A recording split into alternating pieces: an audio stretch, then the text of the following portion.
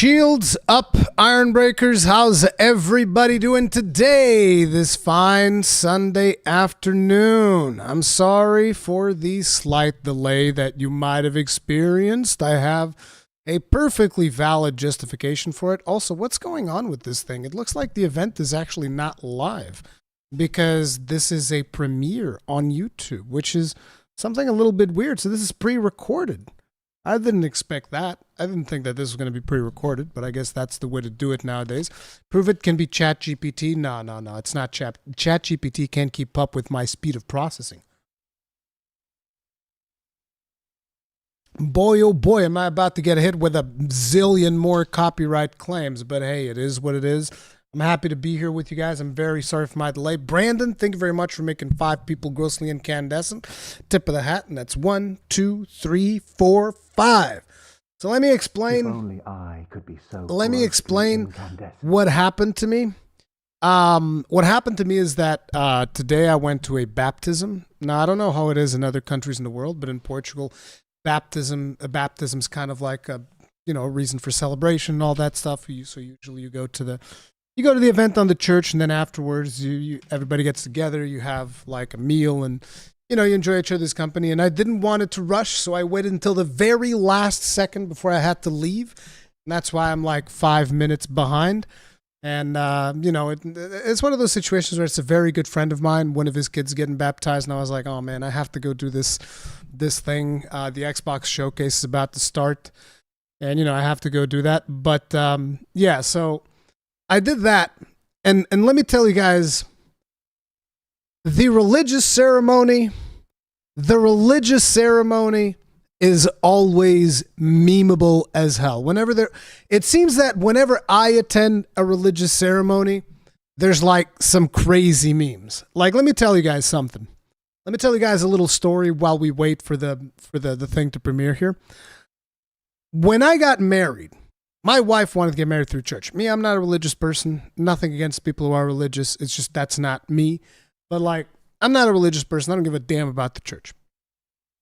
Meme number one, they wanted me to take this marriage course where you were supposed to go and have classes about getting married. And these classes were basically like 6 couples who would try to explain to you the importance of being together. And I'm just like, my interpretation of the whole situation was basically like, oh, so you guys have such miserable lives that you feel the need to lecture everybody else about marriage? Because that was the attitude. They're like, oh, you kids don't know what it's like to be married. Me, I've been married for God knows how many years. They would give you homework, like literal homework. Let me tell you something. That turns out I didn't need any of those classes. I've been happily married for over 10 years. I don't see it ending any moment soon. But it's just like, it really was a bunch of people just basically being preachy. And I go in there and I'm just like, listen, I'm not going to go to, I went to one of those classes and I went over to the priest and I said, I'm never doing that again. And the priest's like, oh, come on, just do one more at least. And I was like, no, listen, if you don't marry me, I'm not getting married through church. I don't give a damn. I'm not doing any of this. This is ridiculous. You people aren't. I didn't say it like this. I was a little bit more diplomatic, but in my mind, I'm like, you people are fucking insane. There's something wrong with you. Okay. But anyway, so that was sorted and the priest married us anyway. In my marriage ceremony, so that was meme number 1, the whole marriage counseling thing. I was like, you people are fucking crazy. I'm not doing this. So in my marriage, I was told that the church is this institution that's supposed to be very inclusive and, accepting and all of that. In my marriage, the priest went on a tangent about homosexuality, okay? About how God does not like homosexuals. I'm like, excuse me, do you know something I don't? Like, what the fuck is going on? I'm here to get married, sir. I don't want to hear a sermon about homosexuality. It was insane. Like, everybody at my wedding was like, what the fuck is this? Right? So that was like meme number 2, right? But this is just to kind of like set set you guys up for what happened today. So during the baptism today, we're all sitting there, we're waiting as the priest is about to say the words. He starts saying the words, and then the priest goes on this really weird analogy about cars. Basically, he's trying to like sell everybody on the advantages of being religious and having this relationship with God and all of these things that priests usually do, right? So what does this priest say? He said, and listen, I am not joking. This is the most accurate translation that I can do because obviously he's a Portuguese priest, right? So I can't translate correctly in Portuguese, but the most accurate translation that I can do to you in English for what he said is like, so, and this is me speaking as if I'm the priest right now, right? I'm quoting him. So for this next piece, I would like you to imagine, for instance, you know, the people that like driving. I understand women won't be able to really relate to this part. And then it just keeps going. Okay? Do you understand? This man just literally just goes, so for those of you that enjoy the pleasures of driving, and I understand that women won't be able to relate to this analogy. I was like, what the fuck, dude? This priest is crazy. I was like, bro. I think every woman in the church just went like a fucking double take to this goddamn priest. I was laughing my ass off with my wife, dude. You know my wife who literally drove us to this baptism. My wife who drove us to the church and then drove us to the event afterward. Oh my god, dude. When the priest starts going on this fucking car analogy and then says that women won't be able to relate. It's so good. Oh man, were people audibly laughing? No, dude, we can't do that because listen, the reality of it is, let me just tell you what the real reality of like religious events in Portugal is that 90% of the people that are in church, they just look at it like it's a theater. It is what it is. I'm just being honest. Everybody knows that if you make fun of the man that's like presenting the theater, that he might get upset, and nobody wants this man to be upset. So everybody just like, we all listen, we all stay as respectful as possible, and then the moment we leave the church, we all break out in heavy laughter. That's just the way it goes. Oh man. But yeah, that was some fun times. Anyway, at least the stream from yesterday is still up, so that's a good thing. So is this thing going to start or what? Premiere will begin shortly. I think we're getting the short end of the stick over here on the YouTubes, but it should be starting any second. Where I live, we have a title for it, Old School Portuguese. Yeah, dude. It is what it is. Here we go. The YouTube premiere is live. Oh, they're using the default premiere. Ugh. Couldn't be me. Could not be me. Now let me just go into the YouTube studio because I have to go ahead and tackle. Let me just. I'll put the beautiful YouTube premiere music going. I'm just gonna go ahead and start the copyright claims that I received for the OTK Games Expo yesterday because of course, dude. I haven't even had time to do this. Jesus Christ, I've been so incredibly busy. But here we are, team. We're here. We're ready for what Xbox is bringing. I'm very curious to see what they're going to be showing on their show. I think that there's a high chance for us to see Exoprimal because Exoprimal is like featured on Game Pass. So I think there'll be quite a bit of Exoprimal in this show. That's like one of my predictions. Okay, here we go, team. How was the OTK Expo? It was okay, but very, very long. I think they need to trim it down next time, but we'll see. All right. Let me just put this like this. Xbox Game Studios present. Wow, just straight up bangers from the get-go. All right, that's what I like to see. Oh, we're finally doing this. Oh, this thing goes all the way to 4K. Perfect. Oh, we're finally doing this, are we? Because I was going to make a sandwich. Playground games. Okay. Let's do it. Dave. Vegetable and What do I think about vegan. heroes? Well, we've all seen them, haven't we? Swanning about the place with their disproportionately high cheekbones and comically massive weapons. Wanker. Roughing up bandits, because they like to rough up Fable? bandits, don't they?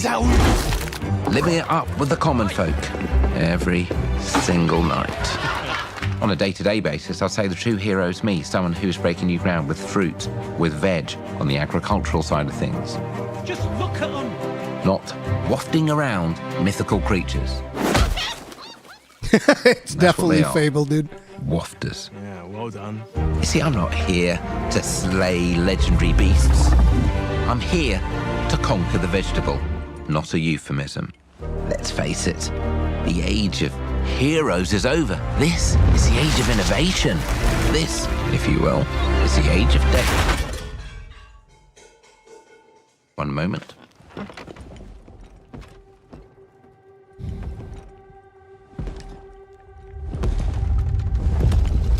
This is awkward. Yeah. Whoa!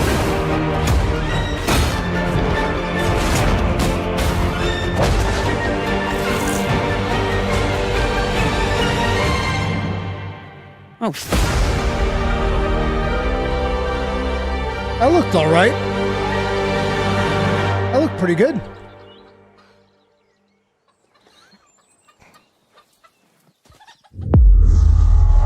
Play it on day one with Game Pass. And when is this day one? World premiere. Yeah, they did say they were going to show a lot more gameplay, but that was mostly CGI. I guess it might have been an engine.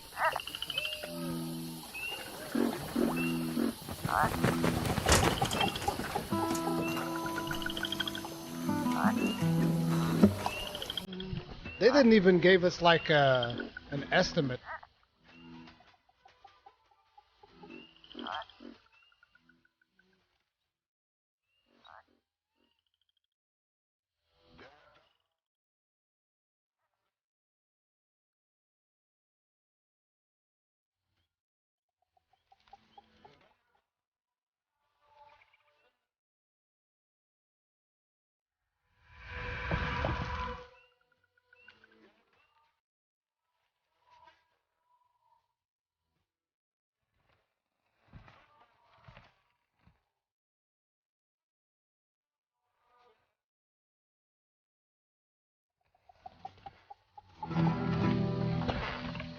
shaking bones. Been a while. So, you remember that favor you owe me? I'm looking for a creature. Huge, sneaky, teeth like knives.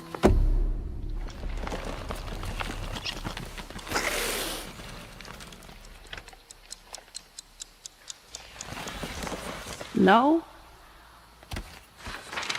Well, hey, how about you guys? No? Nobody? Not helpful.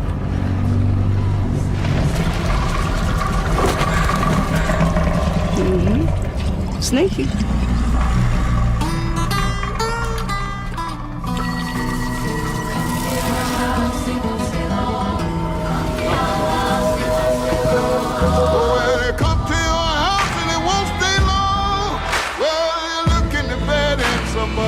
South of midnight.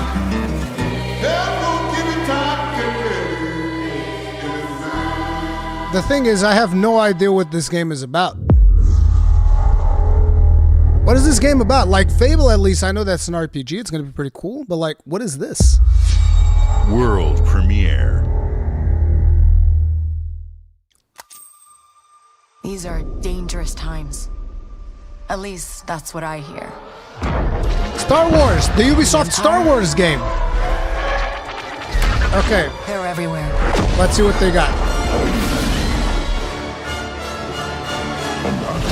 But the world here It is Ubisoft, though I don't belongs to expect much.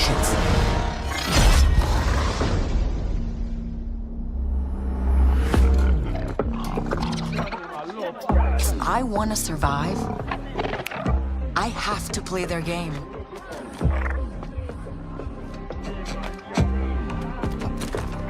Looks like I'm all in. She's in here somewhere. On second thought, I'm out.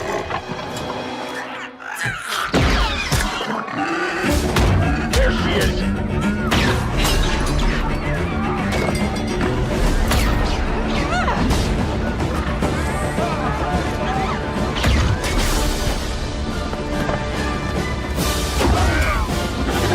Han Solo Simulator? But with a girl? I've been held back my whole life. And now, I just need a chance to finally be free. Wherever that takes me. I'm here to offer you a way out, okay? Get off my ship, Jalen. Give me a chance. You're gonna have to trust me. It'll be dangerous, risky. But if you pull this off, you'll never look over your shoulder again.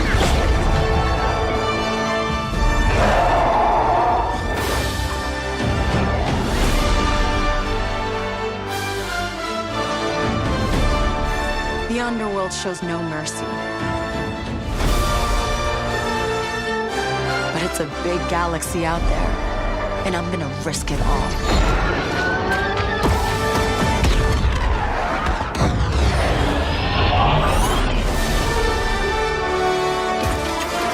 Star Wars Outlaws. See, I'm not excited at all by that because it was just straight up CGI and Ubisoft are developing it. Like, I could be super excited about that trailer. Wow. If it was Fable, made by South another of developer. Midnight, Star Wars Outlaws. Welcome to our first ever double feature, the Xbox Game Showcase, followed by a mean, deep if this dive is just into one of like the most Assassin's important Creed RPGs Star Wars edition? ever made, Starfield. Gaming is the most powerful of all entertainment. It transports, it challenges, it connects us, and it's just incredibly and awesomely fun. That is why Team Xbox is committed to building the greatest place to play. By the way, you know that people by are going to partnering with meme the on most this person ambitious of because game creators, she and by came on an unleashing internet the presentation power of with the a green gaming dress. community, enabling That all is of us not to a play good the games idea. we want with Let me our tell you, friends that is not a anywhere, good from idea at mobile all. devices to PCs to consoles. The lineup I'll never wear we have for bright you today green on the is internet, dude. just It's not happening. Incredible. These are the works of the very greatest creative teams from That around is the world. not happening. We made this show for you, the largest, most engaged, and globally diverse fan base in Xbox history. You are the heart and soul of Xbox. Your passion drives us, and you are the inspiration for the visionaries whose games we showcase today. From me and all of the team at Xbox, thank you. This next game is from Thunder Lotus, the award-winning studio behind Spiritfarer, who've gone back to their combat roots with an amazing co-op raid-focused action game that is uniquely theirs. All right, everybody, it's time. Let's see what this is. World premiere.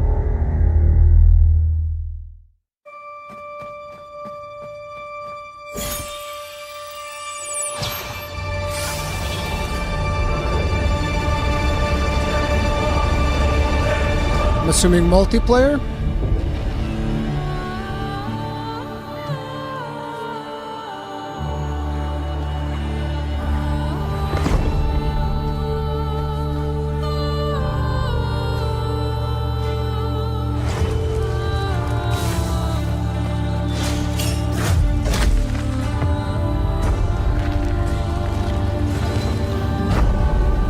Pick up and raid.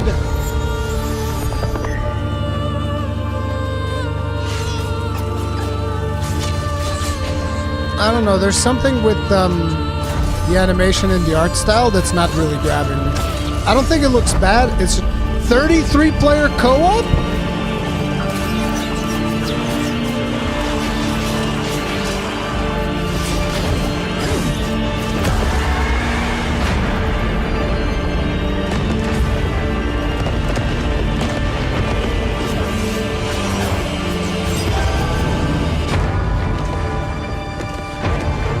I don't know, it's not grabbing me right now.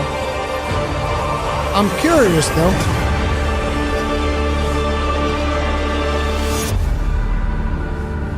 I'm curious, but it didn't really grab me very much. 33 Immortals. Coming 2024. Everything so far has been 2024, right? Unless that Midnight something game. All right, guys, it's a simple job. Payday, what is Just this, 3? Nothing to it. Or is it a patch of Payday 2?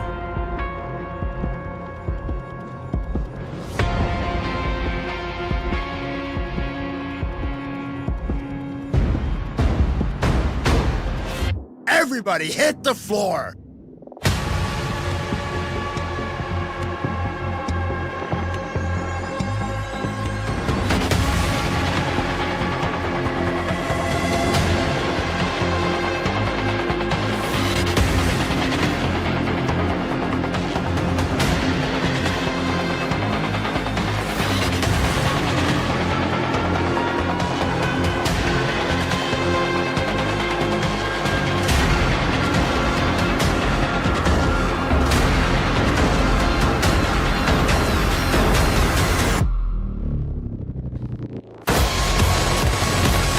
By the way, team, if you're enjoying the stream, remember to hit the like button. It really helps me out. Thank you.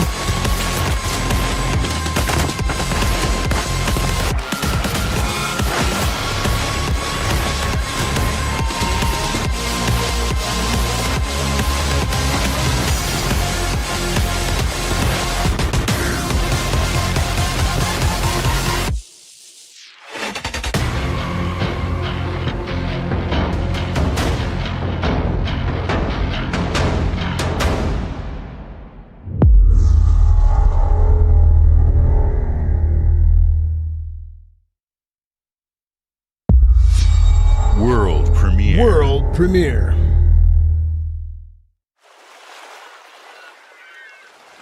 Atlas. Is this the remastered Persona 3?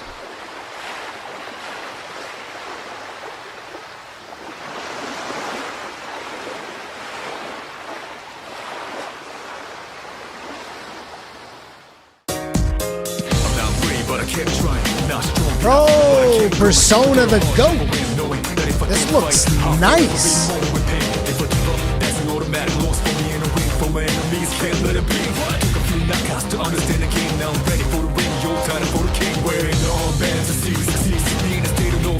Like a spring team, as we proceed, no guarantees. As we take these steps to our destiny, who knows what happens? Though we believe in a week, no space for doubt. We believe in a team, unwelcome guest, disregarding the question. This looks nice.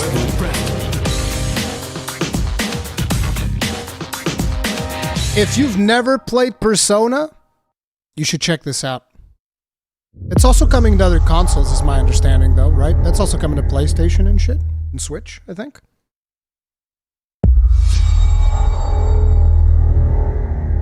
I'm hyped for Persona 3. That's like big win. What's this? In-game footage and cinematics.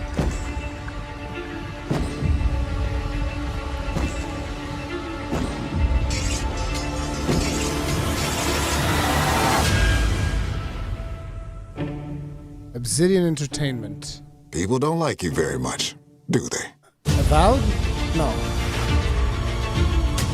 Sent here to the living lands by an emperor who couldn't bother to come himself.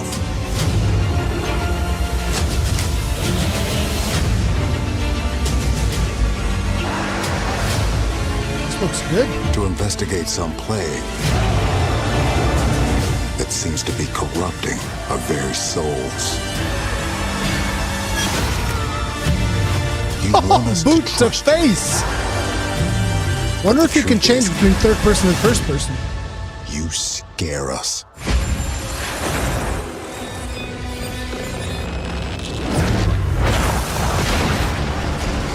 The way you fight. The power you wield. The secrets you keep. You're either here to save us. Are there dwarves in this game? Or destroy us.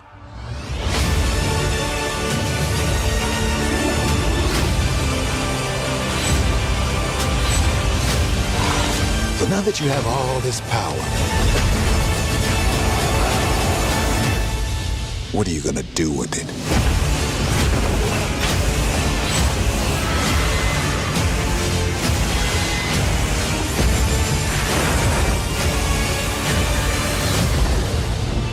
Avowed. Okay, I'm in. I'm interested. Let's go. When? 2024. This is the 2024 showcase. But listen, I'm in. That game looks fucking good. I'm in. Dude, Xbox just coming out swinging with a lot of stuff. I'll give him that.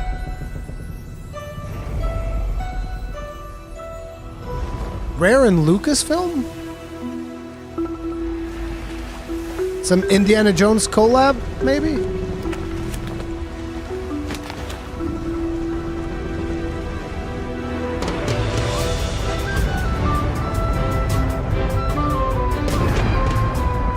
Legend of Monkey Island. Oh, right, Lucasfilm also did Monkey Island. Welcome to the Scum Bar, the most notorious tavern on Melee Island. Wall-to-wall rogues and scoundrels. So tell me, which ship is right for you? A big ship? A luxury ship? A ship with just a splash of je ne sais quoi? The Legend of Monkey Island? You mean Governor Guybrush. But Threepwood's not set foot out of that mansion for almost a year. Hey, what do you think you're doing? I told you no autographs. So I see you have a meet and greet ticket. And I guess it's not every day that you get to meet the mighty pirate Guybrush Threepwood, the legend of Monkey Island. The Chuck has turned the memories of this island into a prison for Guybrush. Well, well, what do we have here? You need these. Things may be very different from the Sea of Thieves you know. Hold on!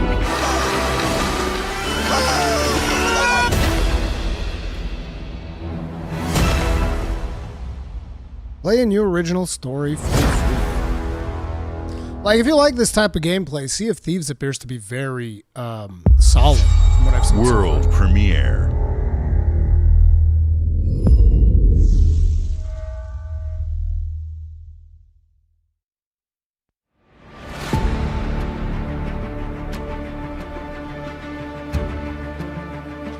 Sobo.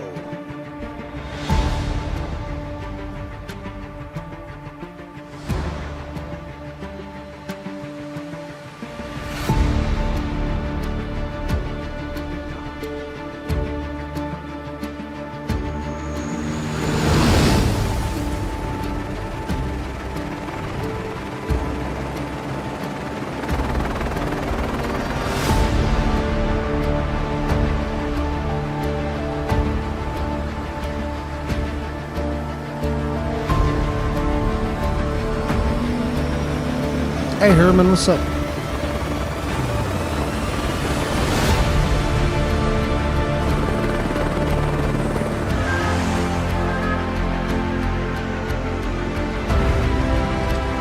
That's in Spain.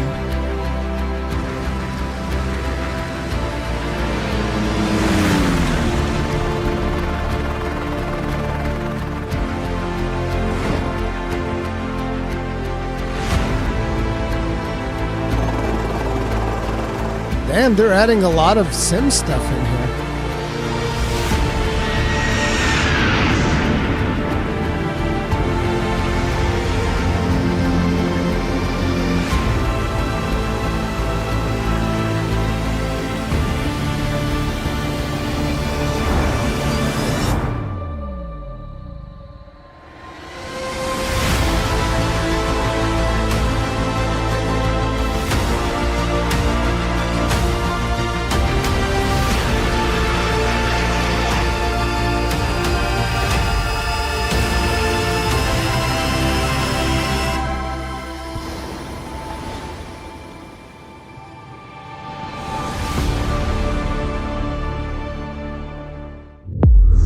So wait, it's a new game? It's not like a patch?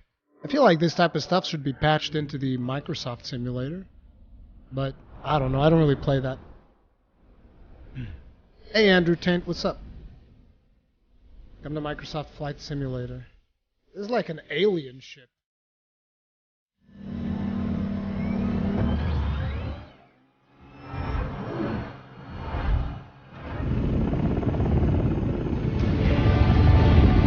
Oh, it's a dragonfly! Oh no! Oh, stop! Oh! No! Guys, I keep looking at it, but it won't stop. Make it go away. I hate that. Bro, I can't. No, I can't look at... That's Dune? Dude, I don't like that. Dude, I have a thing about flying insects. No, I can't do that, dude. You guys remember Dark Souls 3? When it came time to fight against the flies? Bro, no, I can't deal with that. No. Hi, Melina here, speaking to you from our performance capture stage at Ninja Theory, Hellblade where 2. we have just wrapped our shoots for Senua's Saga Hellblade 2. When we first showed gameplay for Hellblade 2, it was a look at some of the game's cinematic and immersive action, where Senua faced off against a gigantic troll on the Icelandic coastline. Senua is friggin' awesome. Today, we're taking you deeper into Senua's story, her personal quest, her unique perspective on the world, and the intimate journey that awaits you in Senua's Saga. What you'll see today is all captured by the team on Xbox Series X. Dante, if you don't like Xbox, I don't know if you noticed, but I think you're in the wrong stream, brother. I think you're in the wrong fucking place. Okay, well, I mean, I guess you couldn't take the hint, so why don't you go ahead and get the fuck out? Listen, I'm not gonna have little bitches in here just being like, "Oh, it sucks! I hate the Xbox." If you have a problem with a little black box that people play video games on, you need to fucking get a life and get the fuck out of my stream, okay, bro? See ya. To hide. She needs their help with a promise. A question.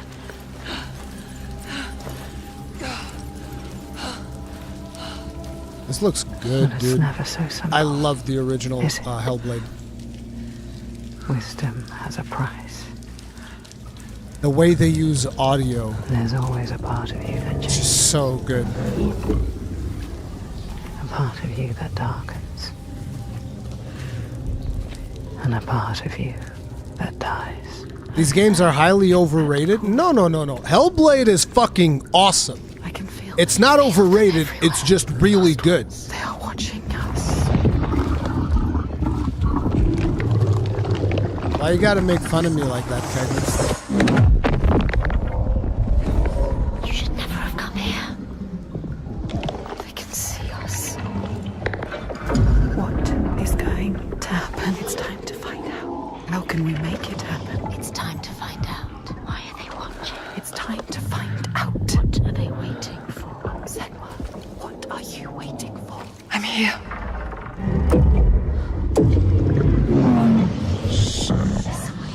Watching. More than one.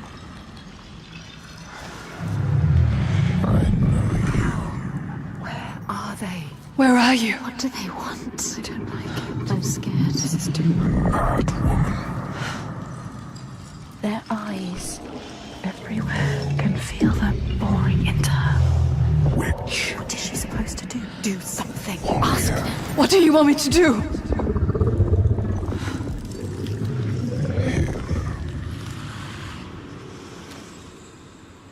Our soul fought through hell to find us. You were lost. Not anymore. Are you ready for what you will find here? What we will find. What if it's all for nothing? What is that? There. They are waiting. There. It's them. It's you. What will they do to her? What will we do to us? Touch it.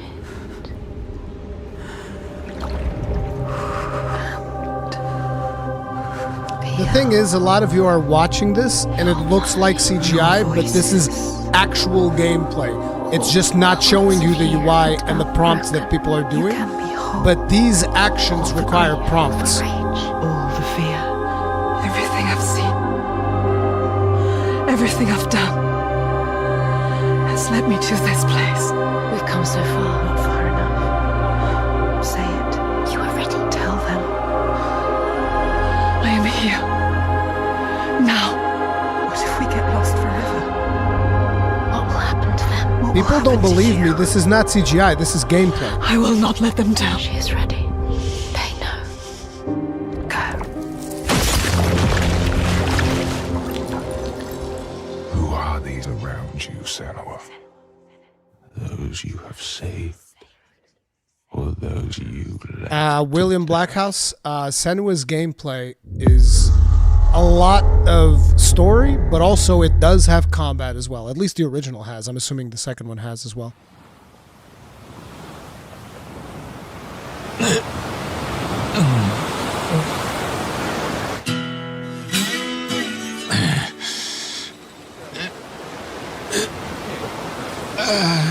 Yakuza stuff. Isn't the show a bit loud? No, it should be fine. I can lower it a bit, but I think the volume should be good. Hells yeah.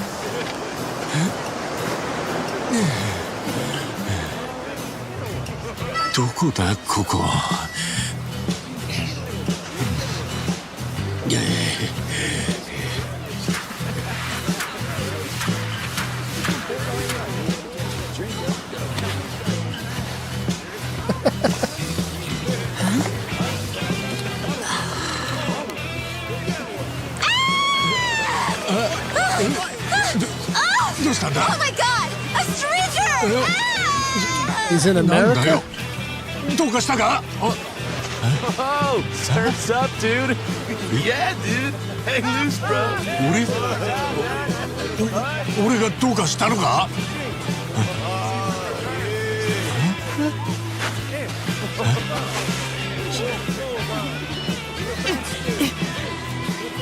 Huh?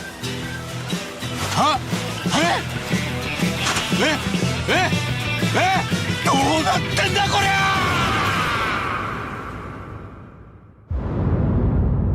Like a dragon, infinite wealth.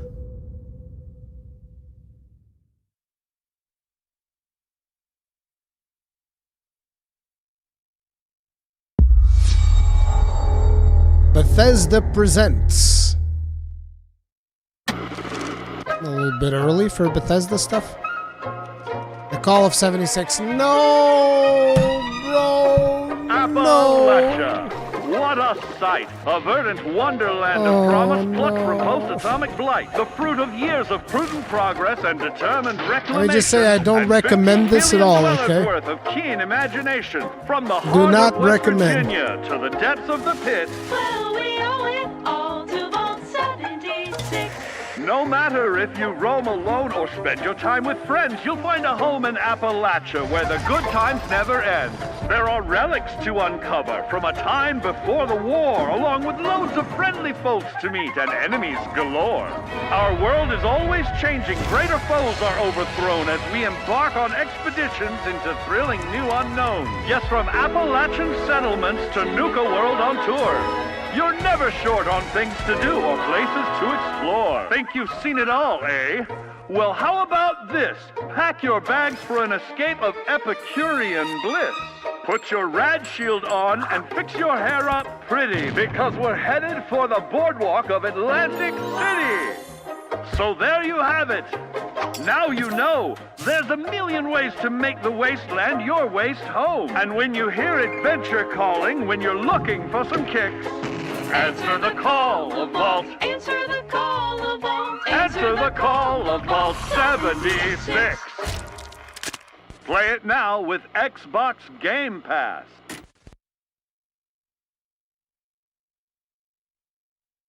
I love how when it ends, it's dead silent. That's the perfect analogy for the whole thing. That's how the crowd feels too. Dead silent.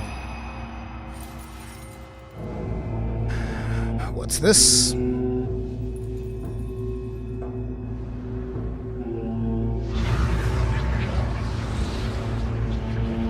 Pragmata?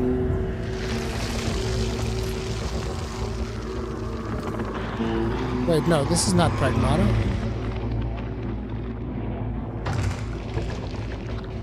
What's Capcom cooking? It's not going to be Monster Hunter 6. It's too soon.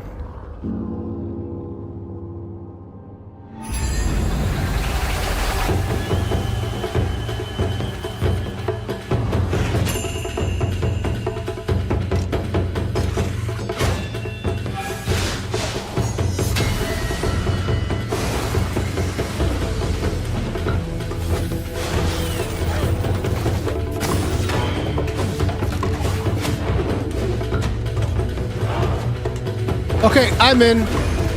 Whatever it is, I'm in. Capcom, sign me up. Let's go.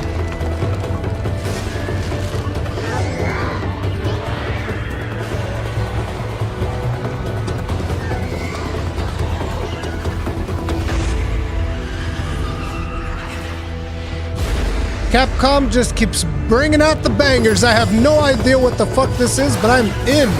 I am so in. You guys think it'll have co-op?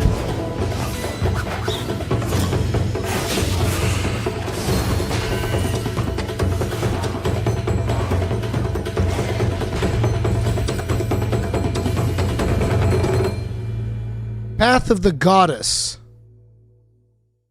Available now. No. When? Bro, no, not even a date? I want that. I'm messaging my man Jono right now. Oi. General Motors' historic commitment to performance is embodied in two of its iconic brands, Chevrolet and Cadillac. Forza? The V-Series.R elevates Cadillac's competitive spirit to a whole new Yeah, level. the show's got a really with its good thunderous pace, Nick V8 Walker, for sure. and hybrid power. The legendary Corvette has been a celebrated champion for decades. The all-new Chevrolet Corvette E-Ray continues that tradition. General Motors is proud to usher in a new era of competition with the innovators behind the new Forza Motorsport. Forza Motorsport and General Motors are pairing their strengths in technical excellence and sophisticated modern design to take bold steps into the future and bring that experience to gamers. I'm thrilled to welcome the Cadillac V-Series.R and the Corvette E-Ray to the home of competition. What do you mean polyphony? Isn't polyphony GTA? I mean, not GTA, I'm sorry, Gran Turismo. I know you're ready. You've got this.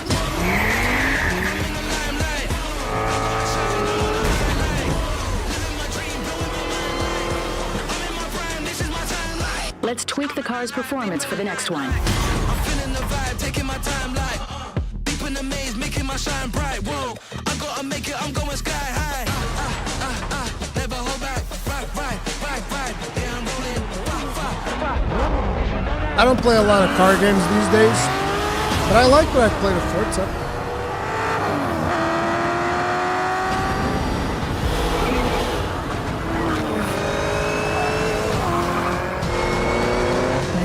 Was your best lap yet.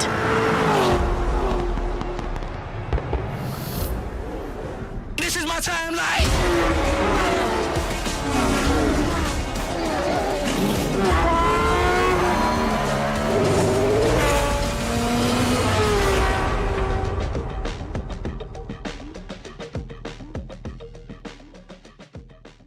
Hey, this one has a date.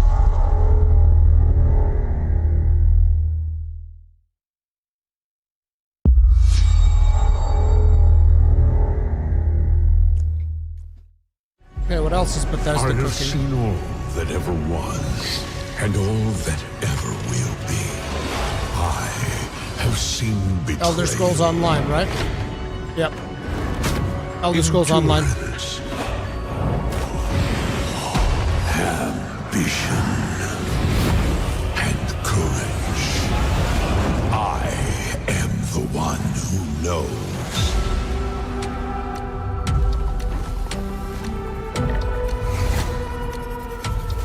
Elder Scrolls Online is actually a really good game. The problem is I don't like the combat.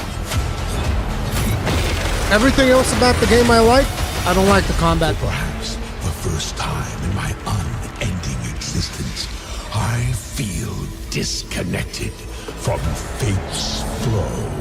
Unseen forces move against me, hungry for forbidden knowledge. A mystery long kept hidden. A secret that threatens to unravel reality itself.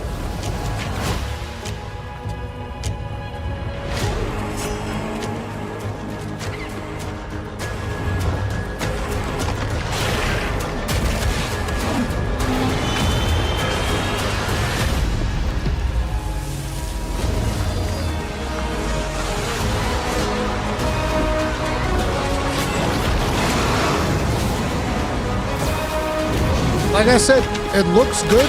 If you like the combat of this game, it's solid. Protect the secret. Save Tamriel. It's not too late to start Jonathan Sansage, because the game has a lot of horizontal progression. So like, you're not... The thing is, you just get to choose what content you want to do, because you know, they have like, I don't know, something like 10 expansions at this point. Toronto Bro, is under really? attack. Overwatch? By Null Sector. There's something different about Null Sector this time. But like I said, it's like they have like 10 expansions, and you can just choose whatever expansion you play in. So it's not too late to start. It's just, for me, it's just about not liking the combat. Blood on the team, and we have so much to teach them. Listen, Blizzard, here's what you got to do with Overwatch 2, alright? Just give it the Heroes of the Storm treatment, okay? Just take it out back, put a bullet in it. Old Yeller, that bitch. Problems already. So we fly up there, smash through anything that gets in our way, and what's another business? I hate to interrupt the moment, but I'm picking up reports of more attacks in other cities. Yeah, they should make an Overwatch movie. That would be a better use of their time. I agree. Just make an Overwatch movie and forget about the games. Engage. Target mark. Time to create peace with bullets. Greetings. It's such a shame. Talk about wasted potential. The way that Blizzard wasted this franchise should be criminal. Like, there should be a court case for the amount of wasted potential that Blizzard has done with this franchise. The world is counting on us. There should be a class action lawsuit. It's like, listen, you're not allowed to waste this much potential, okay? This is just like too much. Shall we do this together? Fight with me! Engaging. Watch this! I saw that. Not bad. Oh yeah, so good. World premiere.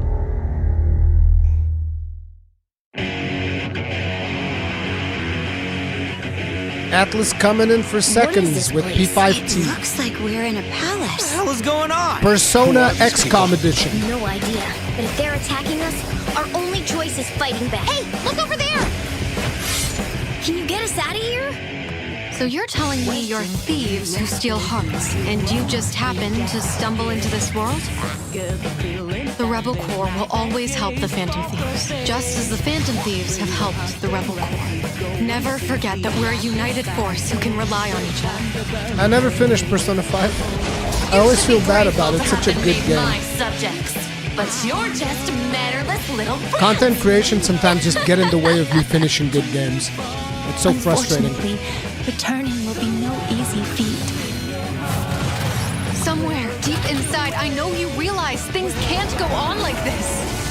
So, will you take a stand beside Is us? Persona actually good? Persona's amazing. Let's show them what we got. I finished Persona 4, played like 50 hours of Persona 5. Like, I love Persona franchise. It's amazing. I know it's a good game, Sen. You don't have to sell me on it.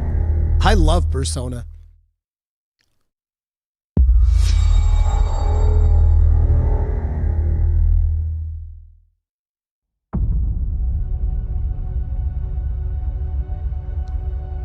Humanity has always hunted for knowledge in the unknown. What is this? The wonder is, not that the field of stars is so vast, Field of Stars? but that we have measured it. Starfield?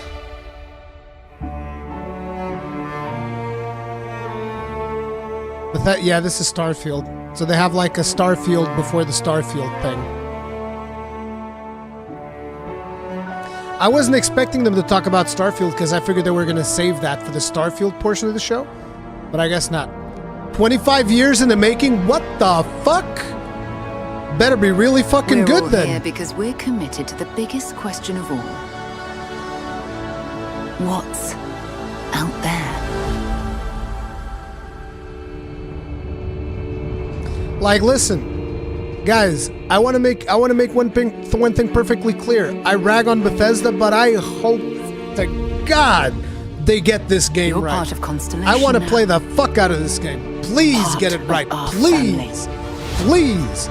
I want this game to succeed so bad. We do not fully understand all that is at work here. No finer group in the stars to be unraveling this mystery. I'll follow you from here on out, Captain. Grab jump is ready. I love this part.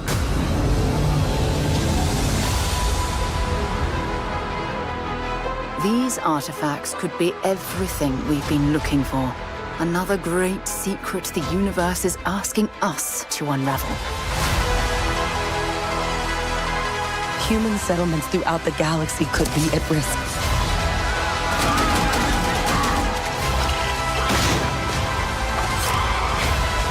See, the instant problem that I have with this, I mean, look at this footage.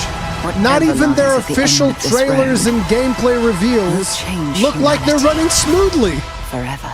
Like, this doesn't look smooth. It looks great, not smooth. And like I said,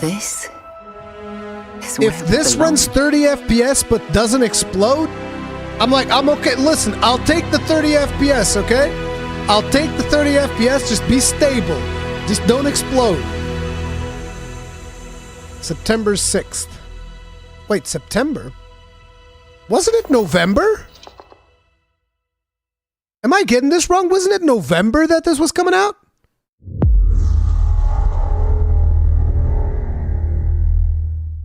I could swear it was November. Shit, September? World That is premiere. so close to Armored Core 6. God damn it.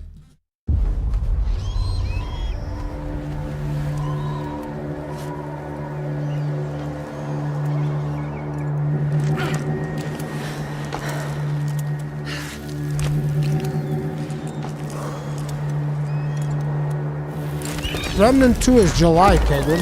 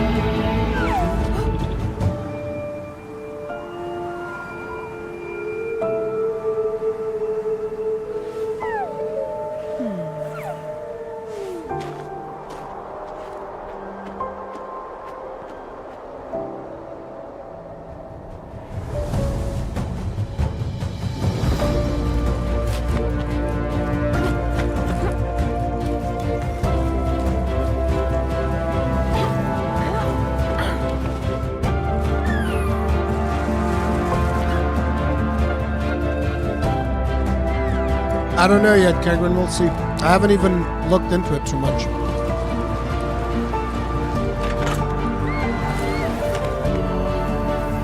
This I'm not particularly interested in.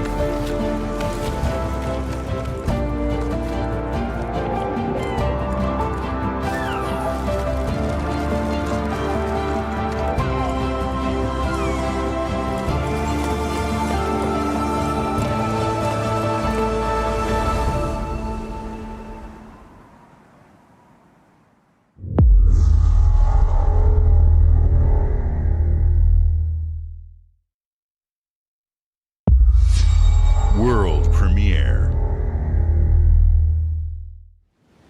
What are you eating? Cookies.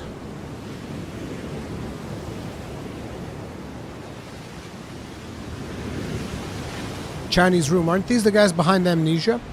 Or am I mixing that up?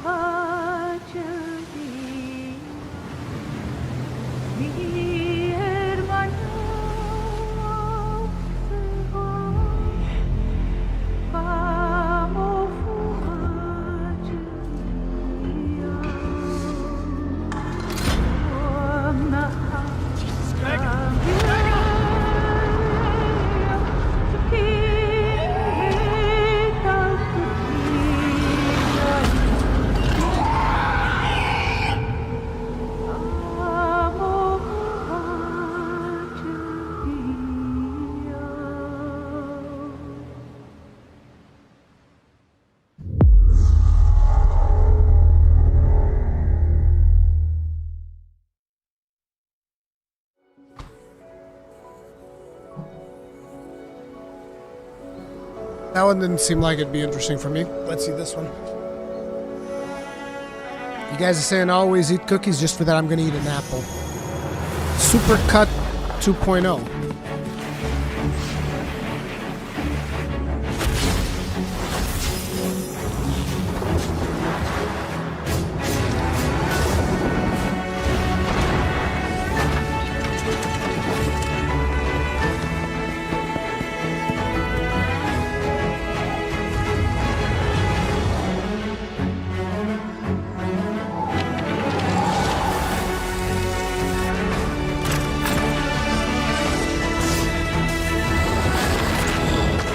This looks interesting. Dungeons of Hindenburg. I like the SuperCut 2.0.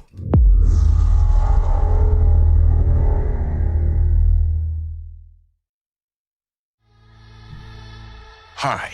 Oh! I'm very excited to be returning as Hey, Johnny Keanu. Silverhand in the upcoming expansion for Cyberpunk 2077.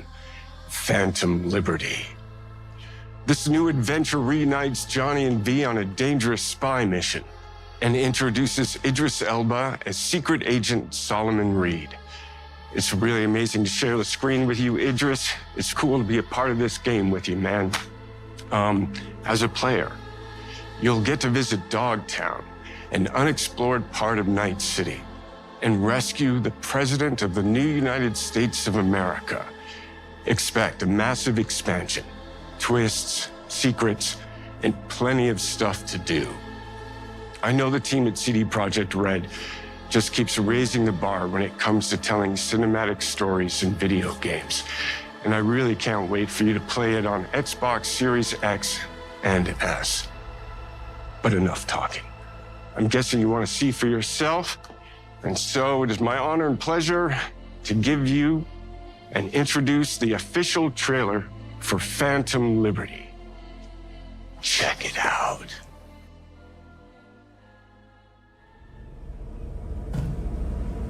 There's gotta be a way out of this. I still haven't played this game. I'm dying. There's nothing can stop that.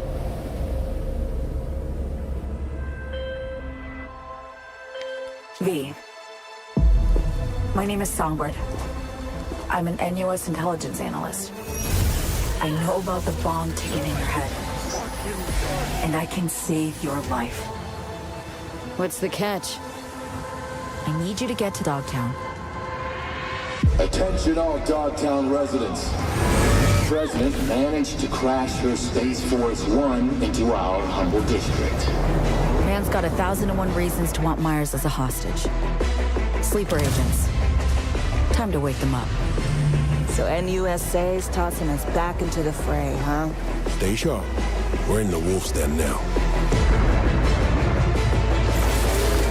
Get Myers out of there. There was a sign there that said Nilfgaard. Her safety is the top priority. That's a strange name for an organization. Wait, hear that? God almighty! It's moving! Run! This way! Quick!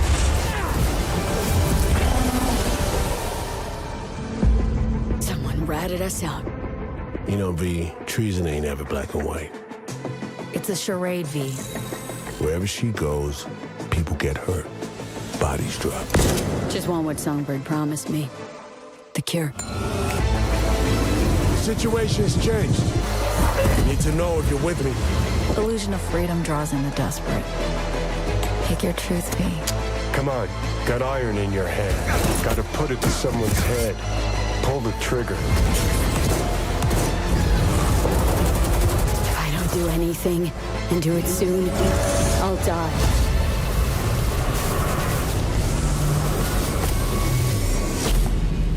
Looks really good.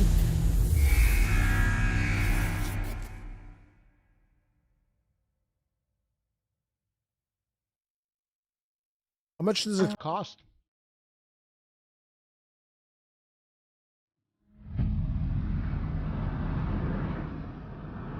All footage captured in-game.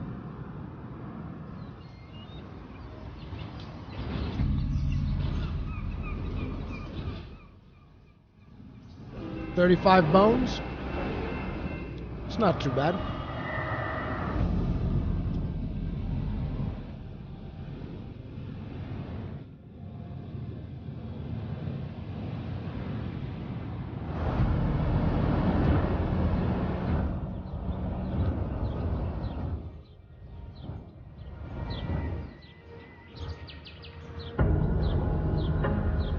The big thing about a lot of these games is like, it can't be easy to play this on a controller. There's no way. Pizza Man Invader, thank you very much for making 5 people grossing incandescent. That's 1, thank you. 1, 2, 3, 4, 5, 6. Tip of the hat, appreciate the support.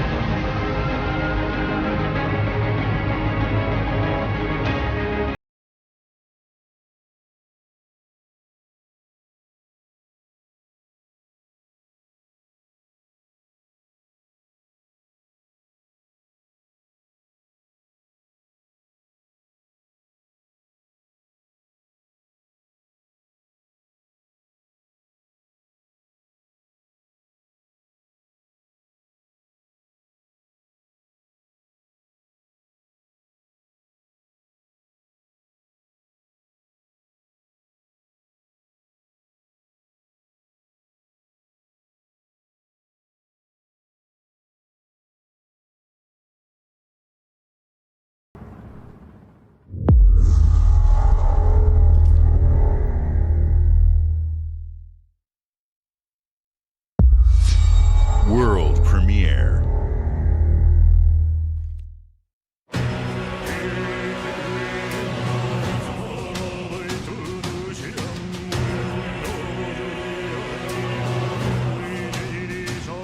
僕を覚えてるか？国民の信託を最も集めし者が次なる王となる資格を得るものとする。陛下のお命が奪われるなど。汝定めを課せられし子よ、憂いを抱える旅人よ。こいつが俺の凱旋者だ。果たして誰が次の王か。己自身に命じなさい。内なる英雄の姿に変われと。真の王を志すならば打ち勝ってみせよ。僕のいる世界の出来事は君にとっては絵空事。まさか人間？この国は今有史以来の危機にさらされている。どうやら面白い力を手にしたようだ。主君に捧げると決めた覚悟そのものだ。これこそ人間の真実だ。道は二つに一つ。またあったね。やはり君は興味深い。今こそあんた自身がそうなる番よ。正義かどうかじゃない。誰もが恐れと不安に負けそうで。理想を貫け。何が正しいのかわからない。全ての始まりはあなたの持つ小説。幻想はただの絵空事なんかじゃない。Meta something? I couldn't even read it properly. Metaphor? It's new IP. Nice. World premiere.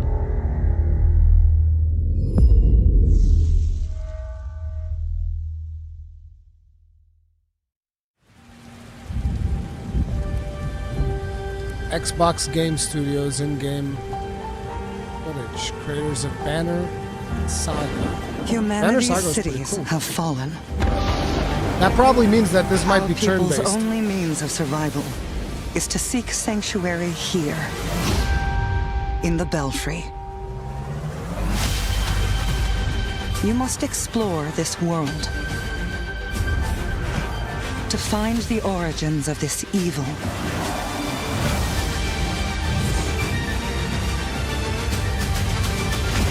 And bring hope back to our people.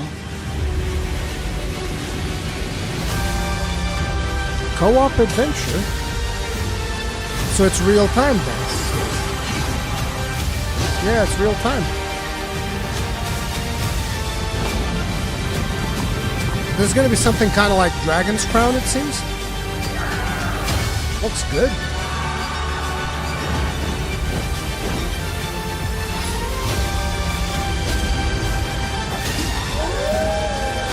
This looks really good. Together, you can save humanity. Towerborn. I like this. This looks good.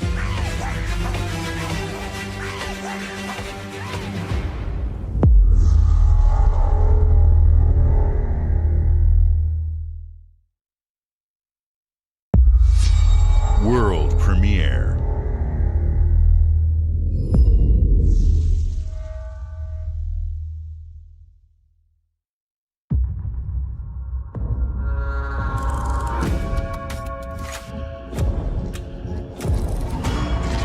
In Exile Entertainment.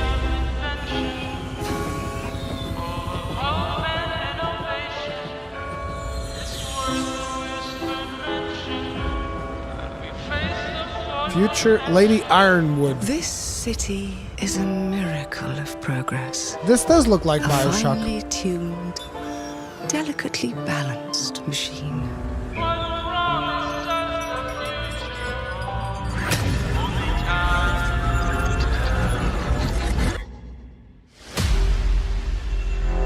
But it only takes one rebellious little gear to ruin everything. If you resist my rule,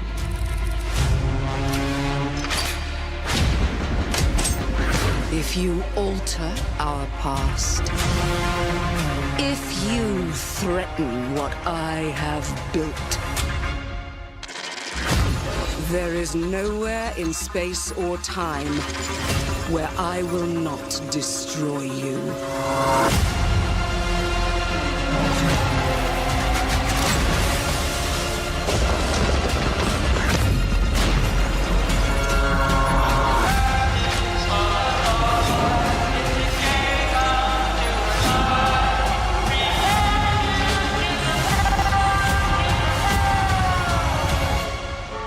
Oh no.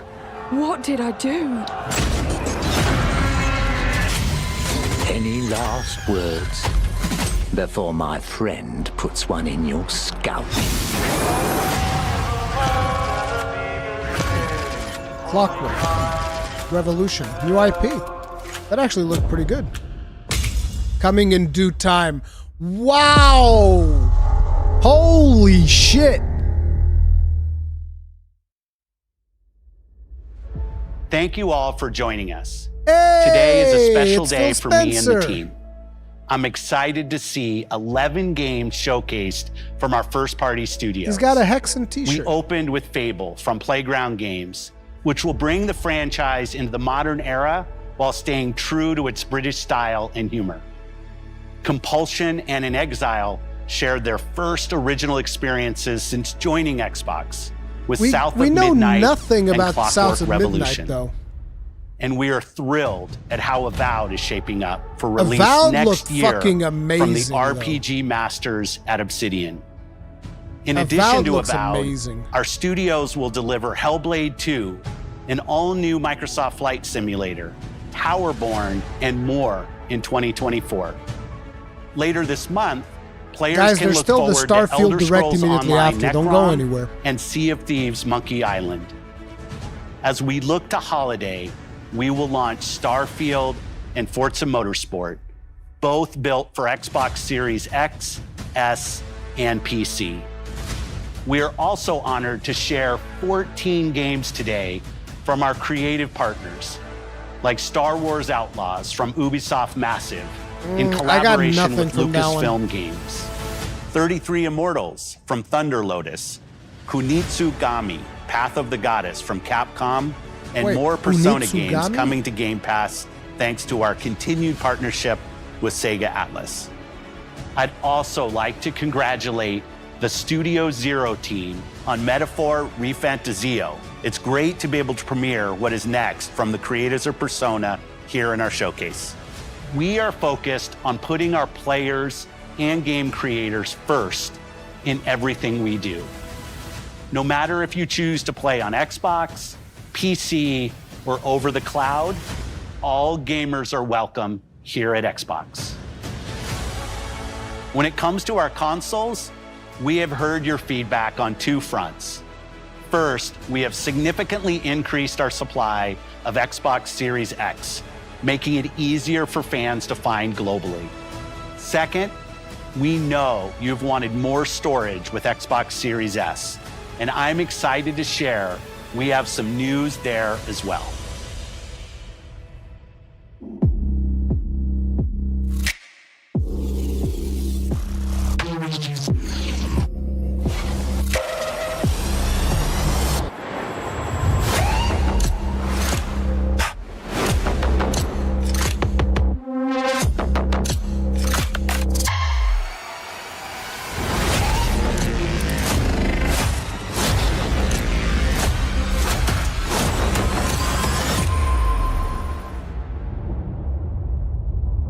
I wouldn't recommend people jumping into Series S personally, unless you just want it as kind of like a Games Pass machine. Like, if you want to jump in, I'd go for the Series X. And now for the one more thing you've all been waiting for. Prepare for the most comprehensive deep dive we've ever done for the biggest game we've ever built.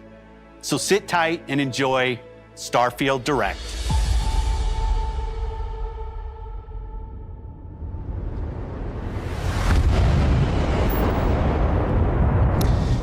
All right, it's Starfield time. Let's see it. S is more accessible.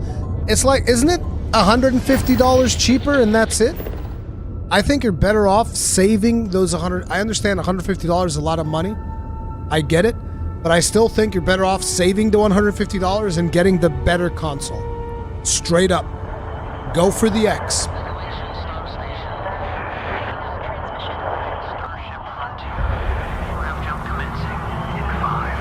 Even if it's 200, I'll say the same.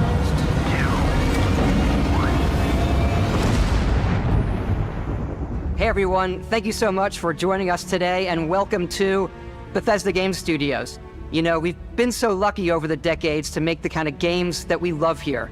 And that's thanks to all of you, from the Elder Scrolls to Fallout. We love creating these worlds and playing in them just as much as you do. And throughout all that time, we'd often talk about and dream up the space game. What if we could take that feeling of being who you want to be and exploring a new world, but set it in space, where you weren't really limited in where you could go or what you could do? And that is Starfield. Obviously, we've come a long way since then with the games we've built, our technology, and all of us here in the studio. We've done so much together, but, well, we've never tried to make a game like this. Today, you'll get to hear from many on the team. The more you speak, the more scared I get, makes Todd. Our game special. So you're scaring me, Todd. And take a look. Don't tell me that this is way too ambitious, please. Todd, please. Starfield is our first new universe in over 25 years, but it's still a Bethesda RPG through and through, where you step into a new world and you get that feeling of unlimited possibilities. But this time, it's not just one world. It's over 1,000 worlds. Because the choice of where to go, it's not ours, it's yours. And it wasn't until now that we had the technology to create it. I'm not sure you have the technology. From the rocks at your feet to the mountains in the distance, to the people and creatures that live in these worlds. I'm so scared. That Somebody isn't hold just a my backdrop. hand. That moon is actually there Chat, hold orbiting my the hand. planet. Yes, Please. you can visit it too. We realistically I'm so simulate scared. the galaxy around you. Our next-generation lighting model uses real-time global illumination to light the world based on the type of star and the makeup of the planet's atmosphere. We also have an all-new animation system. And of course, you can play it in third person. Look at them. Look at the frame rate. And you can play it in first on person. a controlled presentation. This is my concern right here. This is why I'm scared, Todd. You can't even get the game to run properly on your supercomputer. You do explore differently in this game, given its scale. That usually involves exploring an area you've landed in. You can collect resources, do a mission, and maybe even stumble upon something unexpected.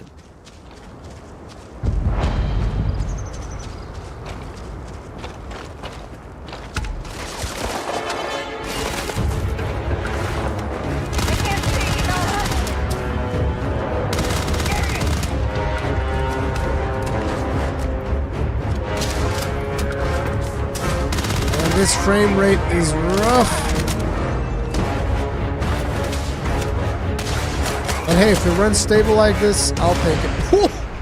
That was beautiful. He shot its jetpack, I would imagine. We do love stuff and all of the items allowing you to pick everything up. And you can view all that in your data menu.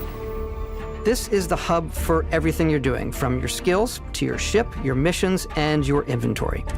We love to pack a ton of detail in every object, from all of your weapons, to spacesuits, to food. We just obsess over the details, and food. We obsess over food.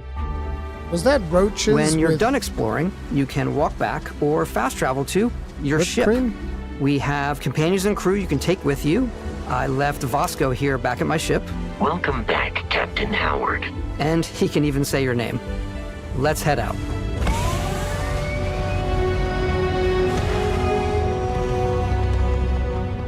Our mission was to convey the wonder and majesty of space exploration, to evoke the romance of the golden age of early spaceflight. And we've been referring to this approach as NASA Punk. This means a design language where the tech is advanced, yet still looks grounded and relatable. For us, it's that contrast. That's where the visual interest is. Obviously the NASA, which is the rigid, hard function over style, and then Punk, which is all about style. You can see that visual style coming through in your ship.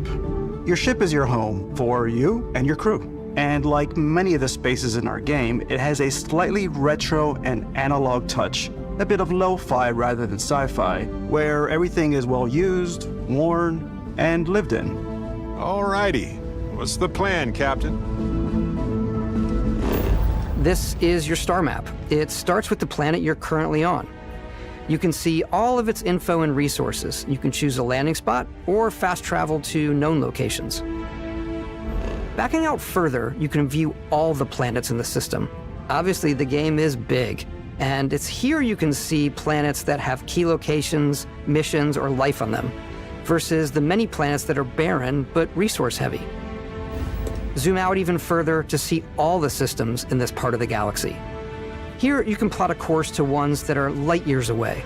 This uses your ship's grav drive to fold space and jump to these systems. And you will need to upgrade your ship and skills if you want to jump to the most distant ones. But for now, we'll plot a course to the Alpha Centauri system where we can find the city of New Atlantis.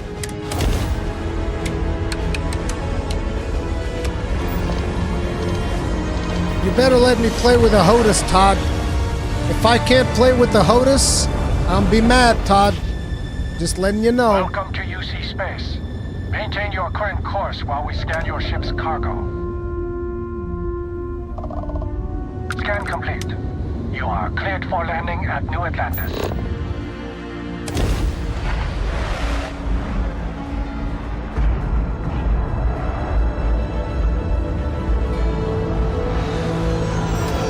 As soon as you land in a city like New Atlantis, your eyes are guided upwards to just these boundless, vast buildings. It's already official that you can't. It's the biggest city Lame. we've ever made. Not just Dead in size, game out of 10. but also in the amount of custom art, Can't use a HOTUS. crowds, and quests. So the main focus when we're designing a city is obviously what supports the story. We try and tell as many small stories as possible. This is a Colony War memorial. It's a few moments of gameplay that make the space feel like it's full of real characters that are going about their day-to-day lives. It's paralyzing if you really stop and think about it. Buddy, it's coffee.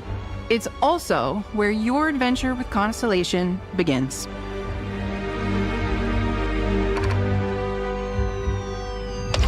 João Simões, grande abraço.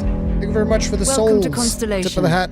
We have a Appreciate lot support. to Thank you. talk about. By the time you meet them, Constellation is sort of seen as this mythical group. Most people don't even know they exist anymore. They're the last true explorers in the galaxy, and they're trying to find the answers to some of humanity's biggest questions. The artifacts are so different, so alien, and I'm certain one of them reached out and spoke to you. The artifact, if you could place it on the table here. Oh my god, look at how it's coming together. That means there's a set built by an intelligence outside the settled systems. It's definitely an eclectic cast of Art, characters. thank you very much for You've being got with us Sarah for 15 Morgan, months. the Tip of the hat. ex-soldier and adventurer, now Constellation's leader. Mateo, the theologian who believes that there's definitely something else out there.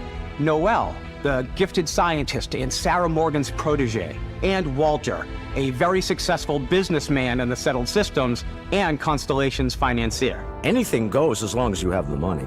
There's also Vlad, the ex-pirate, Sam Coe, the former space cowboy, and Barrett. You know what I hate about these pirates? Completely resistant to my otherwise irresistible charm. The journey you take with Constellation is just the first of many you'll embark on. The Settled Systems is home to all kinds of different stories, people, and adventures for you to uncover. Art, thank you very much for making Revan-like grossly incandescent. Tip of the hat. Appreciate support. Thank you. The United Colonies is where you'll find New Atlantis, the first major human settlement in space. The people who live here value law, discipline, and the legacy of humanity. They consider themselves the true children of Earth. You ever think of joining up with the Vanguard? Help the United Colonies, even get your UC citizenship? New Atlantis isn't the only city within the United Colonies. The city of Sidonia on Mars to this day serves as the largest mining facility for the United Colonies.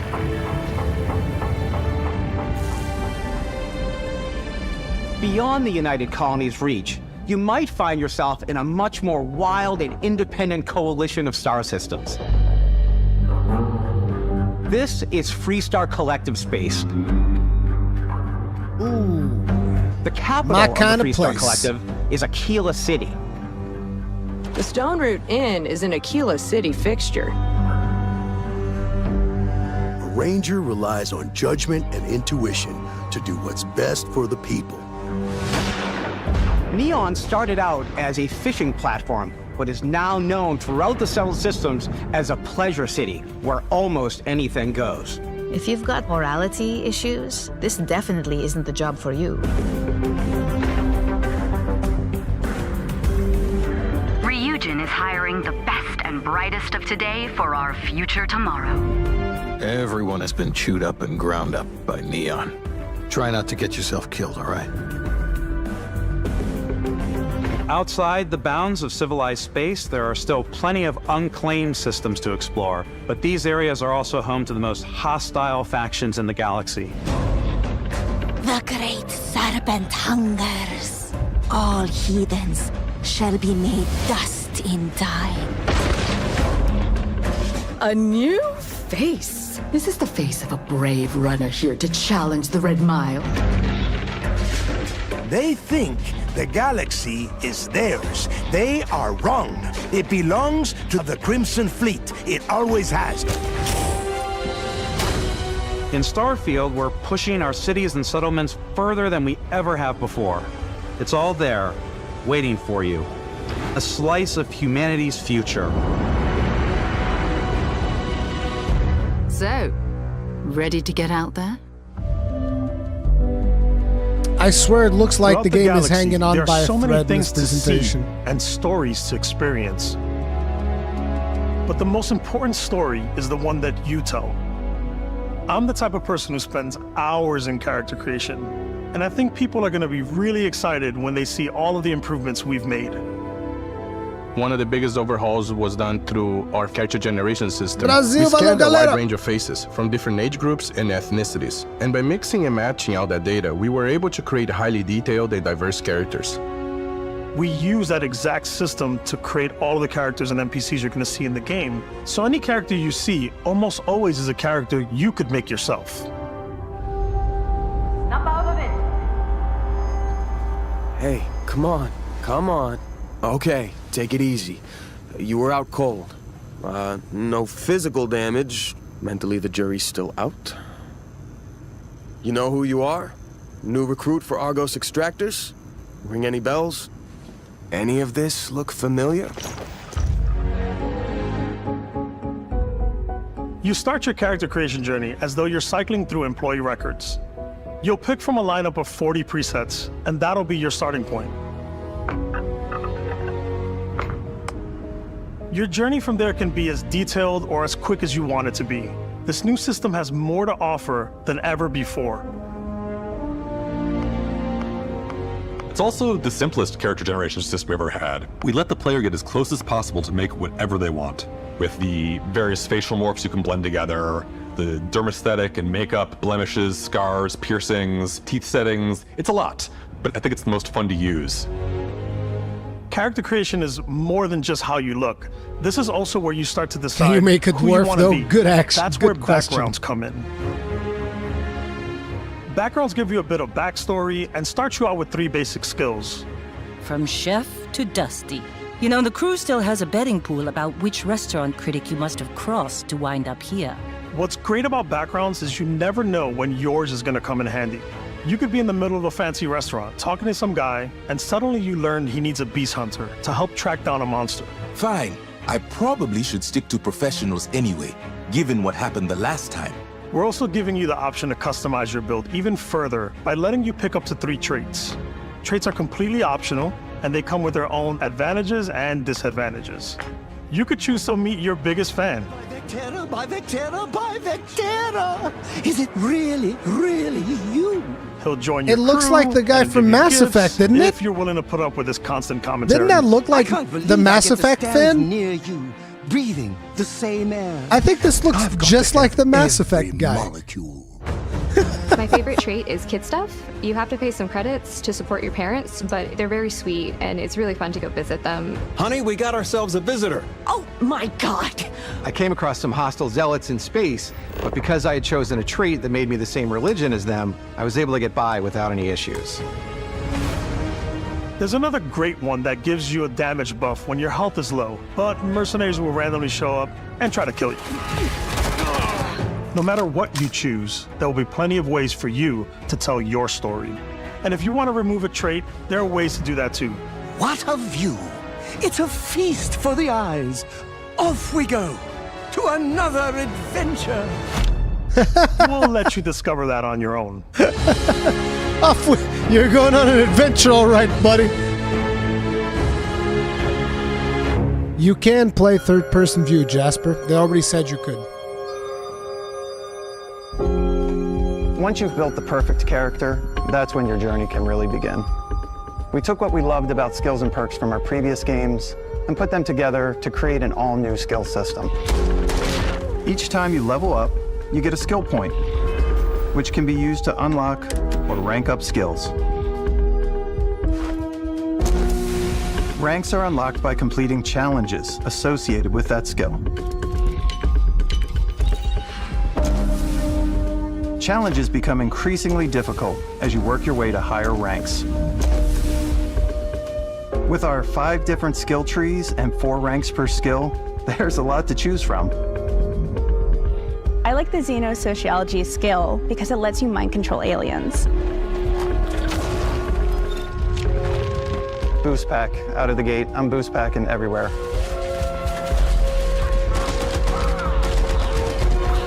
I like maxing out my physical tree so I can get neuro strikes and just punch my way through combat. Ooh! That one's a lot of fun. That's awesome. Why gun? When punch works. I'm punch very works much good. a stealth player. So, I'm out there pickpocketing everyone. My favorite part about being stealthy is slowly creeping through vents like you're in a movie and then jumping out and springing on people. Whenever possible, I like to talk my way through situations. This area's off limits. Fine, I'll issue you an access card. I'm more of a run and gun player. I like doing the death from above thing where I boost pack over guys and I throw landmines at them. Take him down! Move, move, move! You're gonna pay for that! I like blowing stuff up.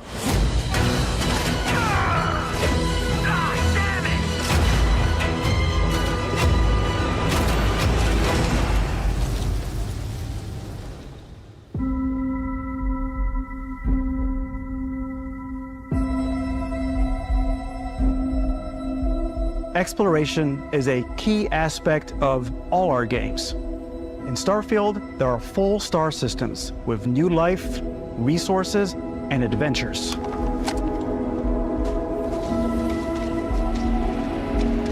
Our team worked hard to strike a balance between fun and realism.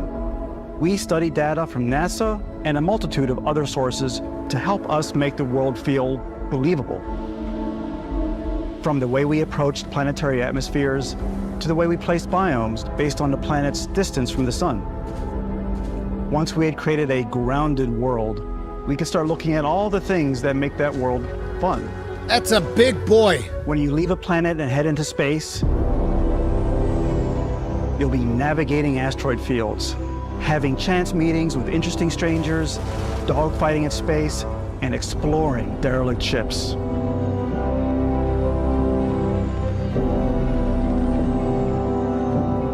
It's all out there.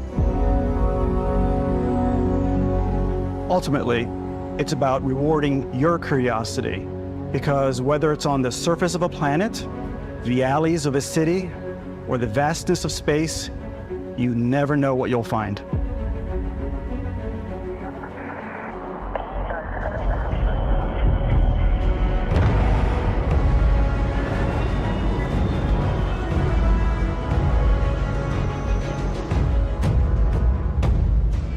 Space exploration is possible thanks to your ship.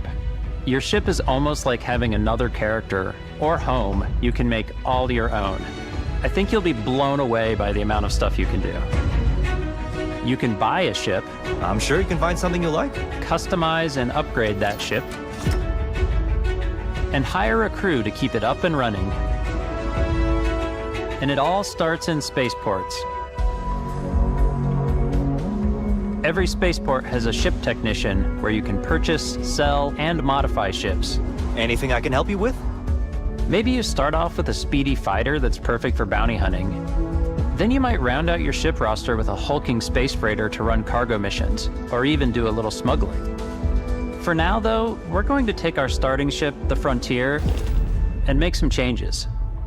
Okay. You can customize and upgrade everything you see here. And you have 2 ways to do that.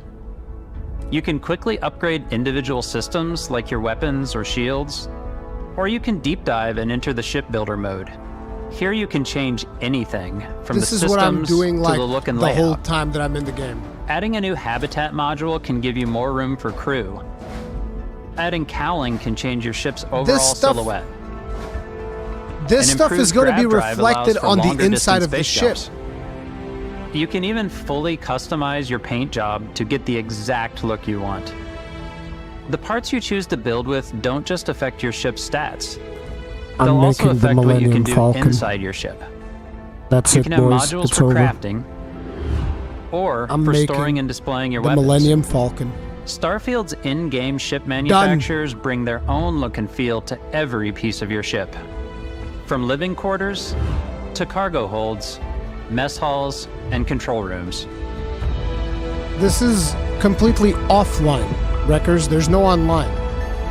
Not that I'm aware of, anyway. Our modified Frontier is a practical ship, but with a little creativity, your ship can look like almost anything you want.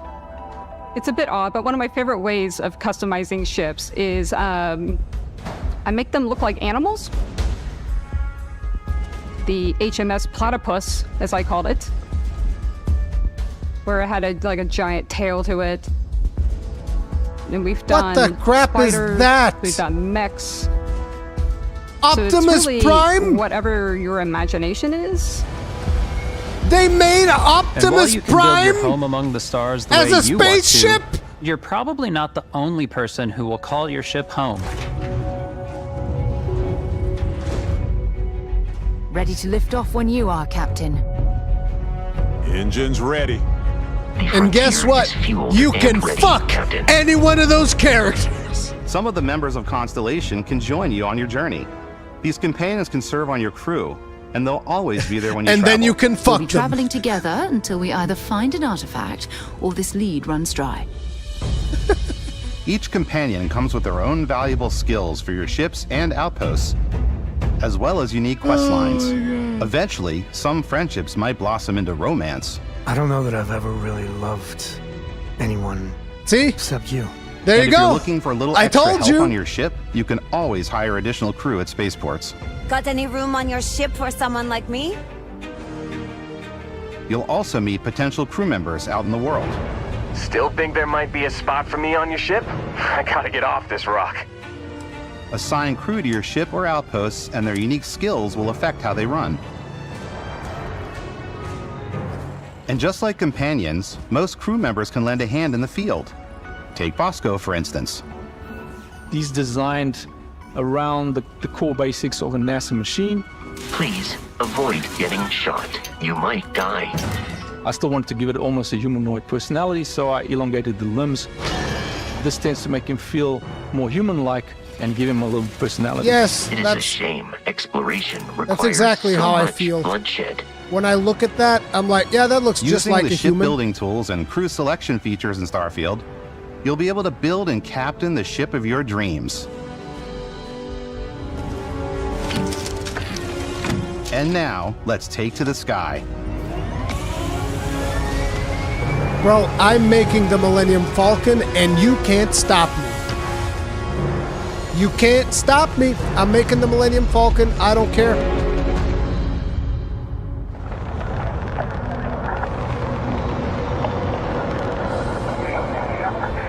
We're putting you in the cockpit of your very own spaceship and telling you that you can do pretty much anything. And that is really cool for us as developers. Spaceflight should be exciting and dangerous, and you should feel like you're in complete control every step of the way. We've extended that sense of control to ship combat. It's not about just hitting your triggers to fire your weapons. It's a complex dance between your piloting skills and our power allocation system. Boosting power to your engines will make your ship faster. Powering up the grab drives will shorten the amount of time it takes before you can make a jump.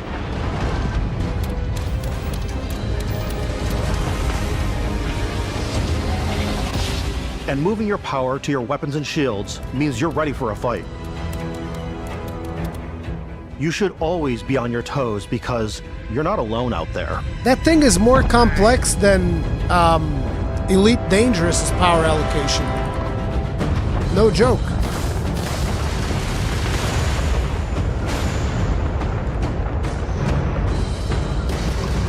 Unlocking the targeting control system skill will allow you to zero in on specific subsystems of the ship you target.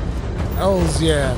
Disable their shields and engines, and then pick them off like they're sitting ducks.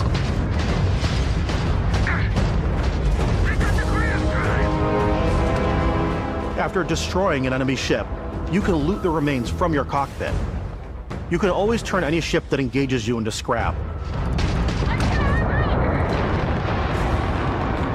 But you can also take a more personal approach, like docking with the enemy vessel and boarding their ship. I suspect that the AI is not going to be very good on the space combat, but you know, I'm going to give it a shot regardless. But I suspect it's not going to be particularly good. Once you've taken control of an enemy ship, it's yours. Add it to your fleet and retrieve it at any spaceport. But space is way more than fighting for your life. Just like when you're planetside, there are plenty of sights to see and stops to make on the way to your next adventure. Like these massive star yards. Walk the halls, talk to the crew, maybe get talked into buying a whole new ship. A civilian in my star yard. Let's see about getting you a proper ship, one worthy of you. Maybe you'll dock with a gigantic battleship, like the UC Vigilance.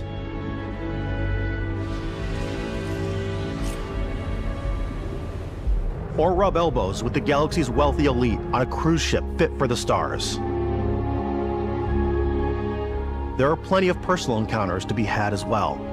You can hail any ship you come across to trade, swap info, or maybe even commit an act of piracy. Let's do this. I would never When do I'm such playing, a thing. I generally go crazy. I definitely go like the more piracy routes. I want to take over ships. I'm going to board ships. I'm like, this is now mine. I steal all the sandwiches and put them, you know, in my cargo hold that I have specifically for sandwiches. I don't want to play the hero, but I want to go out and just start taking things from people as quickly as possible. Some strangers might be looking for a little human connection I in think the this darkness of person space. might be a kleptomaniac in real life. stranger. I just finished cooking up some food. It was very specific. Come on over, just pop on by. I'm steal Some sandwiches. of the best moments are the ones you discover on your own. The thing I love most about Starfield is that it is a Bethesda game through and through. That's It's what really scares about me going the to most. Strange new places, meeting interesting people, and getting sidetracked on zany adventures. Then realizing 2 hours later that you're involved in a completely new story. You're human. We thought we were the only ones to leave Earth. That DNA is so present here. It's in our random encounters, it's in our handcrafted quests, and it feels so cool to play it and just make your own path in this universe. There are over 1,000 planets out there, just waiting for you to visit. We want you to feel like explorers, breaking ground on new planets, exploring every inch of a mostly untouched galaxy. We want you to feel hopeful. We want you to feel this sense of awe and wonder, and sometimes a little fear. We're giving you a massive playground and a ton of toys, and just setting you free.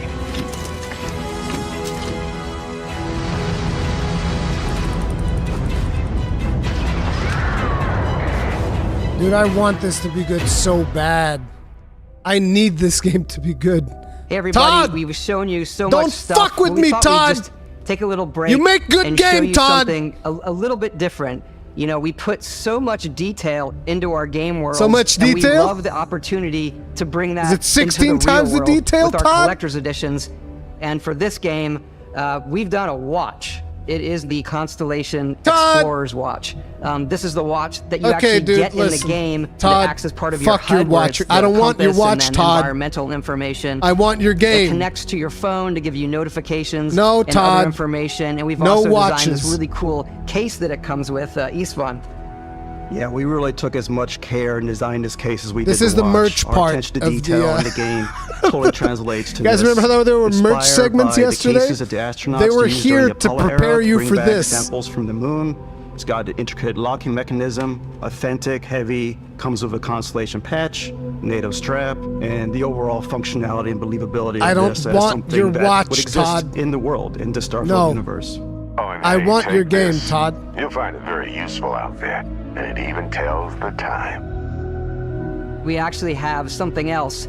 Now that we're part of Xbox, we get to work with the amazing people on the Xbox hardware team, and together we have created this custom limited edition Starfield controller. It's awesome. It is now, our favorite controller. We love this because it's inspired by the actual controls of your spaceship. And not only that, we've created the first ever custom headset with Xbox. And this is a perfect pairing with that controller. But Starfield isn't just a Bethesda Game Studios world, it's a Bethesda Game Studios galaxy. So why go this big with Starfield? Because we want to give you freedom on a galactic level. The freedom to experience both the exciting planets and the quiet ones.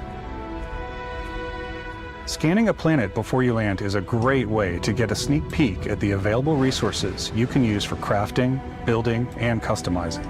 I think what's cool about this whole system that we generate the planet itself as a procedural content, but the handcrafted content itself comes as the player explore. Our system builds a planet as the player approaches it. We stitch together a block of terrain. After that, we have the system that adds procedural generation for the player to explore, creatures to encounter, or and plants to pick up. Dude, that scares me so add much. That touch of environmental Procedural generation on a Bethesda game? What could possibly go wrong? Creatures have been disrupting our experiments. Their habitat isn't I'm far so from scared. Here. If you could take care of them for us, we would be in your debt. So even if your friends were to visit the same planet, there that is you a main have, storyline. You would have a different story to tell. Oh my god, so that means that it's not even like the procedural generation of No Man's Sky, which ensures that what you see on a planet, other players will see the same thing. In this case, it's like, nah, bro, it's fucking random for everybody.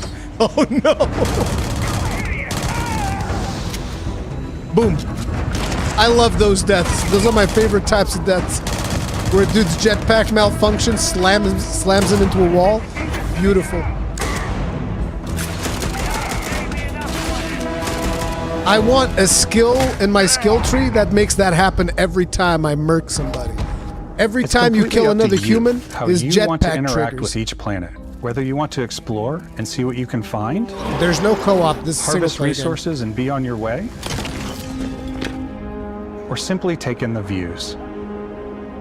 With the help of your scanner, you'll chart the uncharted and discover exotic wildlife. If you have the skills, you can even figure out that certain creatures and plants, you can build an outpost and produce resources from those plants and animals. You can get experience and rewards for fully surveying planets and fully surveying a whole system. That's straight up No Man's Sky. When we were concepting these creatures, we really wanted to think of them as natural to the environment. We didn't want alien monsters, we wanted native wildlife. Something you've never seen before. Gunplay needs work. I agree, Van Kies. Thank you very much for the souls. When it comes to our exteriors, when the sun moves, all that light is calculated in real time through the atmosphere. Our biggest goal for lighting with Starfield was to make the game feel more filmic, to use lighting and color to really make it feel more cinematic.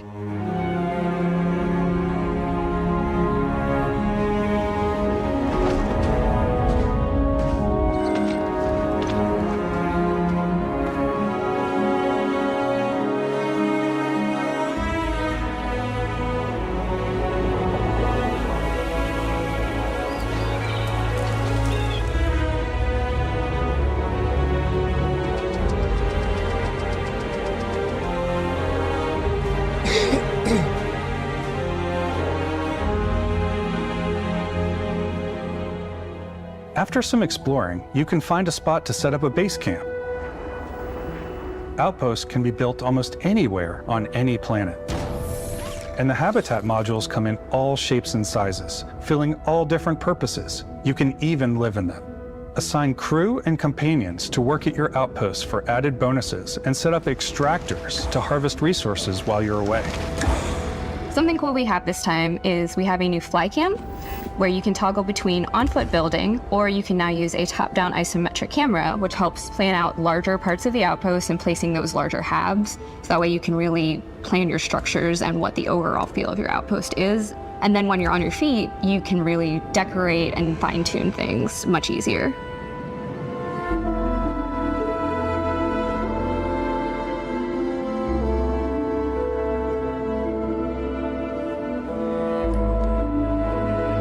A little cube droid.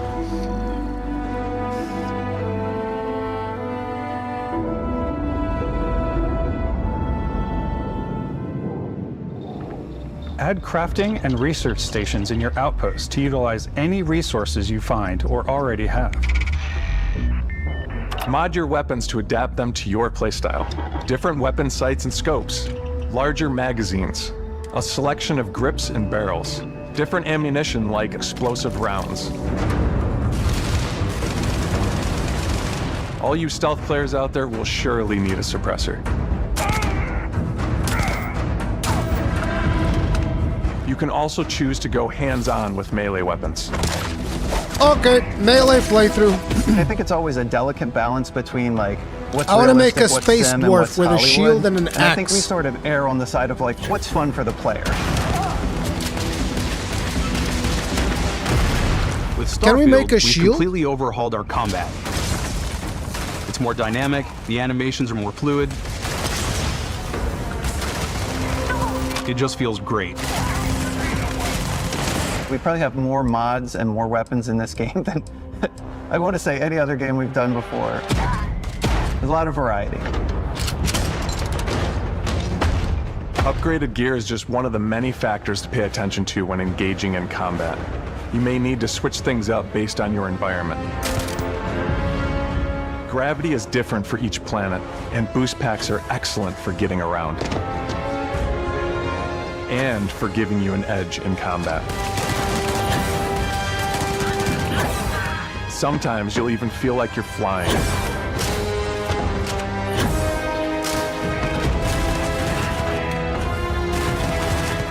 Zero-gravity environments pose a different challenge. Firing a ballistic weapon in zero-G will actually push you backwards. Energy weapons, on the other hand, offer a more stable shooting experience. No, I didn't get We also it. have mag weapons. These are high-powered electromagnetic induction ballistic arrays. Each barrel has its own targeting laser and can dish out some serious damage.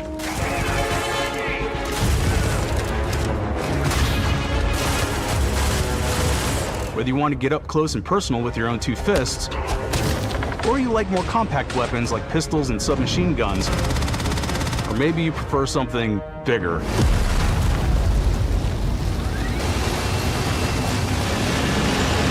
Hell yeah, Starfield's brother. Got you covered. I want a shield. Can I have a shield in your game?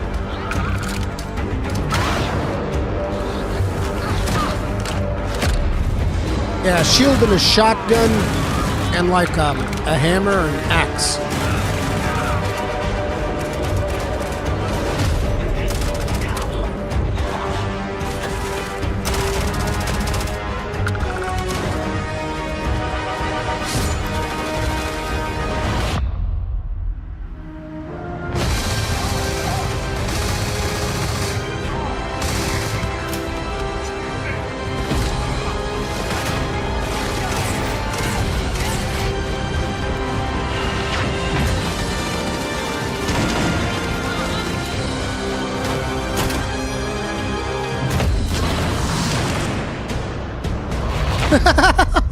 This guy, whoa!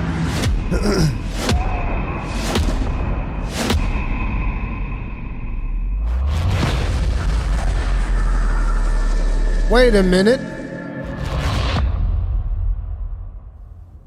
Thanks get again psychic for being powers? with us today. We are just so Telekinesis? grateful that you've taken the time and spent it here. I know there was probably a lot to take in. There's a lot to the game, Make even good more than we game, can show Todd. here. You know, as we play it, we're Todd, always you sharing make a these good unique and game. special moments that only a game like this can bring. When I think about what makes it special, it really is the people here. This game is a reflection of the incredible and passionate team that made it. Everybody in chat type, make good game, Todd. Into it. Everybody in chat type it right now. Make good game, Todd. I love Red the Those Vox, way thank you very much for that the souls. Our final Tip of the hat. combination of all the Appreciate new support. tech Thank has you. come together to create some of the most beautiful sunsets and sunrises we've ever had in any of our games. I love the creatures, the exploration. That's right. Every Make good biome game, is Todd. different. The word that comes to mind is vast. I like to use our photo mode to take rock star photos. Damn, those I just look love legit. that constant feel of discovery and wow, I can't believe that there's more here. I'm most excited about our outpost building systems. My favorite part is every time you step out on a planet, it's a unique experience. Dude, you this spend all has this so time much building your ship, potential. and you see it on Please. the landing pad. These things are I gigantic. need it to be good. It's the kind of thing that you just can't get anywhere else. There's I something want about that hat, seeing a too. tower over in the My distance character's just and using going, that hat I know the whole gravity's time. low here. I think I can make that jump. My favorite part is biomes, spaceships, Audio design, planets. The day-night cycle, those details matter to me. Diplomacy, Exploration, freedom. the ending, Vesco, obviously. I love the robot so much. The incredible amount of worlds we created. Sniper rifles, come on. Lever action, rocket launcher, Brain sprout. Brain I sprout. love, but some people might find creepy. I don't know. I know it's It hard is. them. It is fucking creepy. The thing that I enjoy most about the game is the freedom to be who you want to be, do what you want to do. It's what you've come to expect from a Bethesda title, but on a much bigger scale.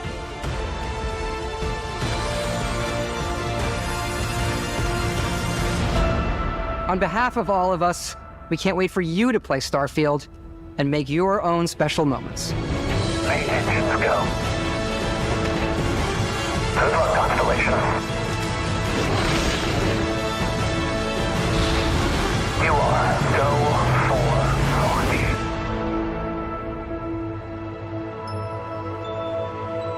I'm so scared of being hyped for this game, dude. You've hurt me before, Bethesda. You've hurt me with Fallout 76. You wound me bad.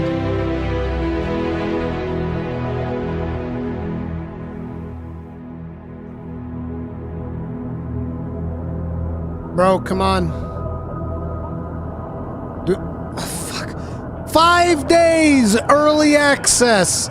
So the release is actually not on the 6th. It releases on September 1st. 5 days early access, bro. See, this is like, bro, this is why I always tell people that I'm against early access and people always give me shit for it. This is what you fucking get. Every game has early access now. That's what you get. That's what you fucking get.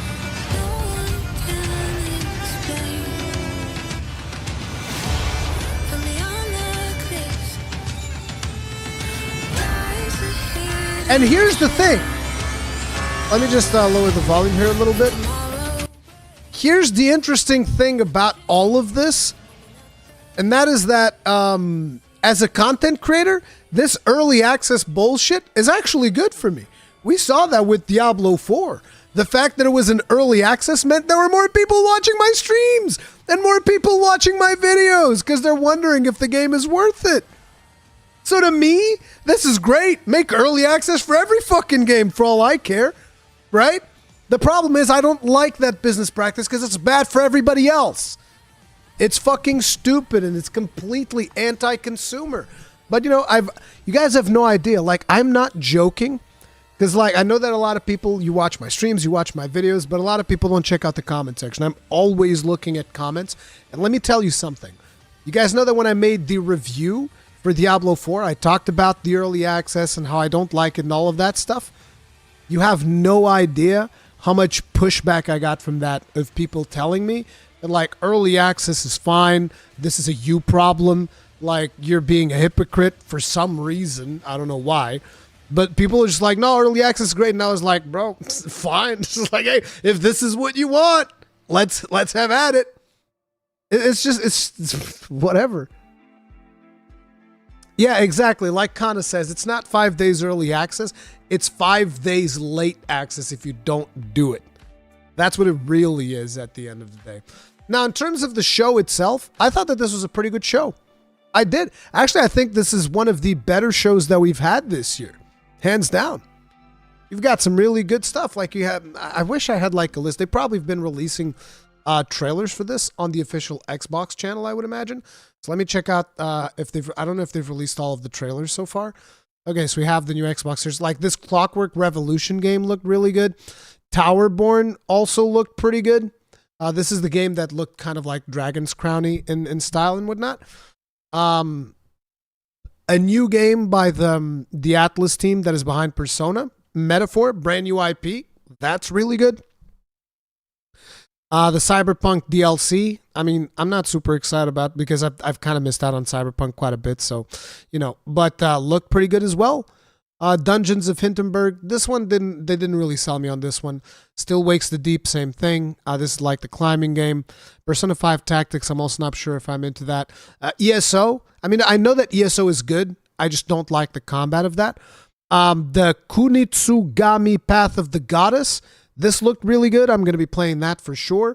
Like a Dragon, good. Hellblade 2 is going to be fucking awesome. Avowed looked fucking amazing. Like, I'm definitely going to play the fuck out of Avowed. Hands down. Persona 3, I mean, that one we already knew, but like Persona 3, really good. Fable's probably going to be good. Star Wars Outlaws, like, listen, let me tell you guys. Star Wars Outlaws, I think it's my initial impressions, and this is like, look, I'm heavily biased against Ubisoft. I don't think that Star Wars Outlaws is going to be good. Like, that's just a position that I'm going to bring into it. I'm going to be straight. And this is because Ubisoft has done the open world formula into the fucking ground. I don't know if that is what this game is going to be. But if this is just like your traditional Ubisoft open world game with a Star Wars skin, I'm not buying. All right. I ain't interested. Experience the first. Oh, look, I'm reading the description right here. Experience the first ever open world Star Wars game. Yep, you lost me. Yep, see, I'm checking out right now. See ya, kid. Is Star Wars Outlaws Xbox only? No, it's probably going to be on PlayStation as well, I would imagine. But it's like, look, there is no way. There's no way that they're not just going to fucking, oh, look at that. I climb up on top of this tower and it gives me fucking 50 repeatable things that I can do that have no soul whatsoever. Oh my God. This is just straight up fucking Star Wars Creed. Okay? Like straight up. I'm sorry. Do you think they'll reveal Monster Hunter 6 on the Capcom showcase?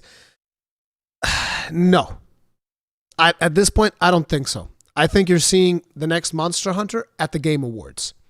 That would be the best place for them to reveal it, in my opinion. And then they release it either on the last quarter, whatever it is, which is before March, or although from December to March, that's not a whole lot of time. So probably Monster Hunter 6, they might be shooting for a holiday 2024. I don't know, because I don't see where else they can announce it. It could be crazy. I don't think it'll be at the Tokyo Game Show. I don't think that makes sense, and Gaijin agrees with me. It doesn't make sense because, look, if you think about the way that Monster Hunter has been going, right? If you think about the way the Monster Hunter has been going, we've had the announcement of Monster Hunter World at the Sony press conference. You had the announcement of Monster Hunter Rise at the Nintendo Direct. So it just doesn't make sense for them to do this at the Tokyo Game Show because both Nintendo Direct and the Sony PlayStation press conference, these are very Western-focused events, very global-focused events. That is how they got like a really big explosion in popularity in the Monster Hunter franchise. Like, they are aware of the fact that most people in the West do not watch Tokyo Game Show because it's a Japanese show. It only has Japanese, it's only presented in Japanese. Like, there might be some subbing going on with some English stuff, but it's like, I think that them unveiling a new Monster Hunter game at the Tokyo Game Show is a massive step back. Gamescom, actually, now that I think about it, because I always forget Gamescom. I used to go to Gamescom. I haven't been to Gamescom in a while. But like, Gamescom would actually be the perfect place to announce it. Gamescom would be fucking perfect. If they were to make an announcement at Gamescom, that would actually work. So like Gamescom or the Game Awards is when I do it. But like I was saying, like look at all the stuff that was announced, right? For me, the stuff that I cared about in this show, Fable, Persona 3, Avowed, Senua. I know that a lot of people care about Yakuza. I've never gotten into Yakuza. I have a big respect for the Yakuza titles, but I haven't played them, so I don't really get too excited about them. Like, look, I'm already completely overwhelmed with the titles I do play, so I tend to stick to some things. But yeah, I'm definitely jumping into Avowed. Kunitsugami Path of the Goddess looks real good. Want to play that too. So it's like, how many titles are we talking about? 1, 2, 3, 4, 5, 6, 7, 8. No, not 7. I'm not doing this. So 8. This one I'm not sure. But let's stick with the 7 that we have so far, and then 8 for the showcase of Starfield, because I'm going to be playing Starfield as well. So it's just like, it's really good, a lot of good games. This is the part that I don't get. People are always like, oh man, L show or whatever. And it's like, no, I don't agree. I thought it was pretty fucking good. Did you like Starfield? Dragonoff, I'm super hyped for Starfield. I really hope that Todd doesn't fuck it up, okay? Todd needs to make a good game. Todd, make good game, Todd. Make good game, okay? That's all I want to get from Todd. Todd, you make one good game. If you don't make a good game, Todd, we're coming for you. We're going to be knocking at the door of your house. We're going to be like, Todd, where's my game, Todd? Todd, the game's not working, Todd. It's like suddenly the police shows up. It's like, excuse me, sir, what are you doing here? Make good game, Todd. Make good game. Now, people were asking if I was going to watch the Final Fantasy 16 show later today. I'm not. I'm not going to watch the Final Fantasy 16 show, and the reasoning behind that is I am going full media blackout. I want to experience that game as blind as possible. I believe that there's a demo coming out. I'll play that. I'll play the demo when that comes out, and that'll be like part 1 of our playthrough, because the progress that you make on the demo carries over into the final game. So I'll play that, and we'll see how that works out. But that is my plan. I am play the crap out of 16, and it is what it is. Yeah, I think that there's so much potential for Starfield to just friggin' explode, dude. I think that the potential for it to explode is friggin' wild.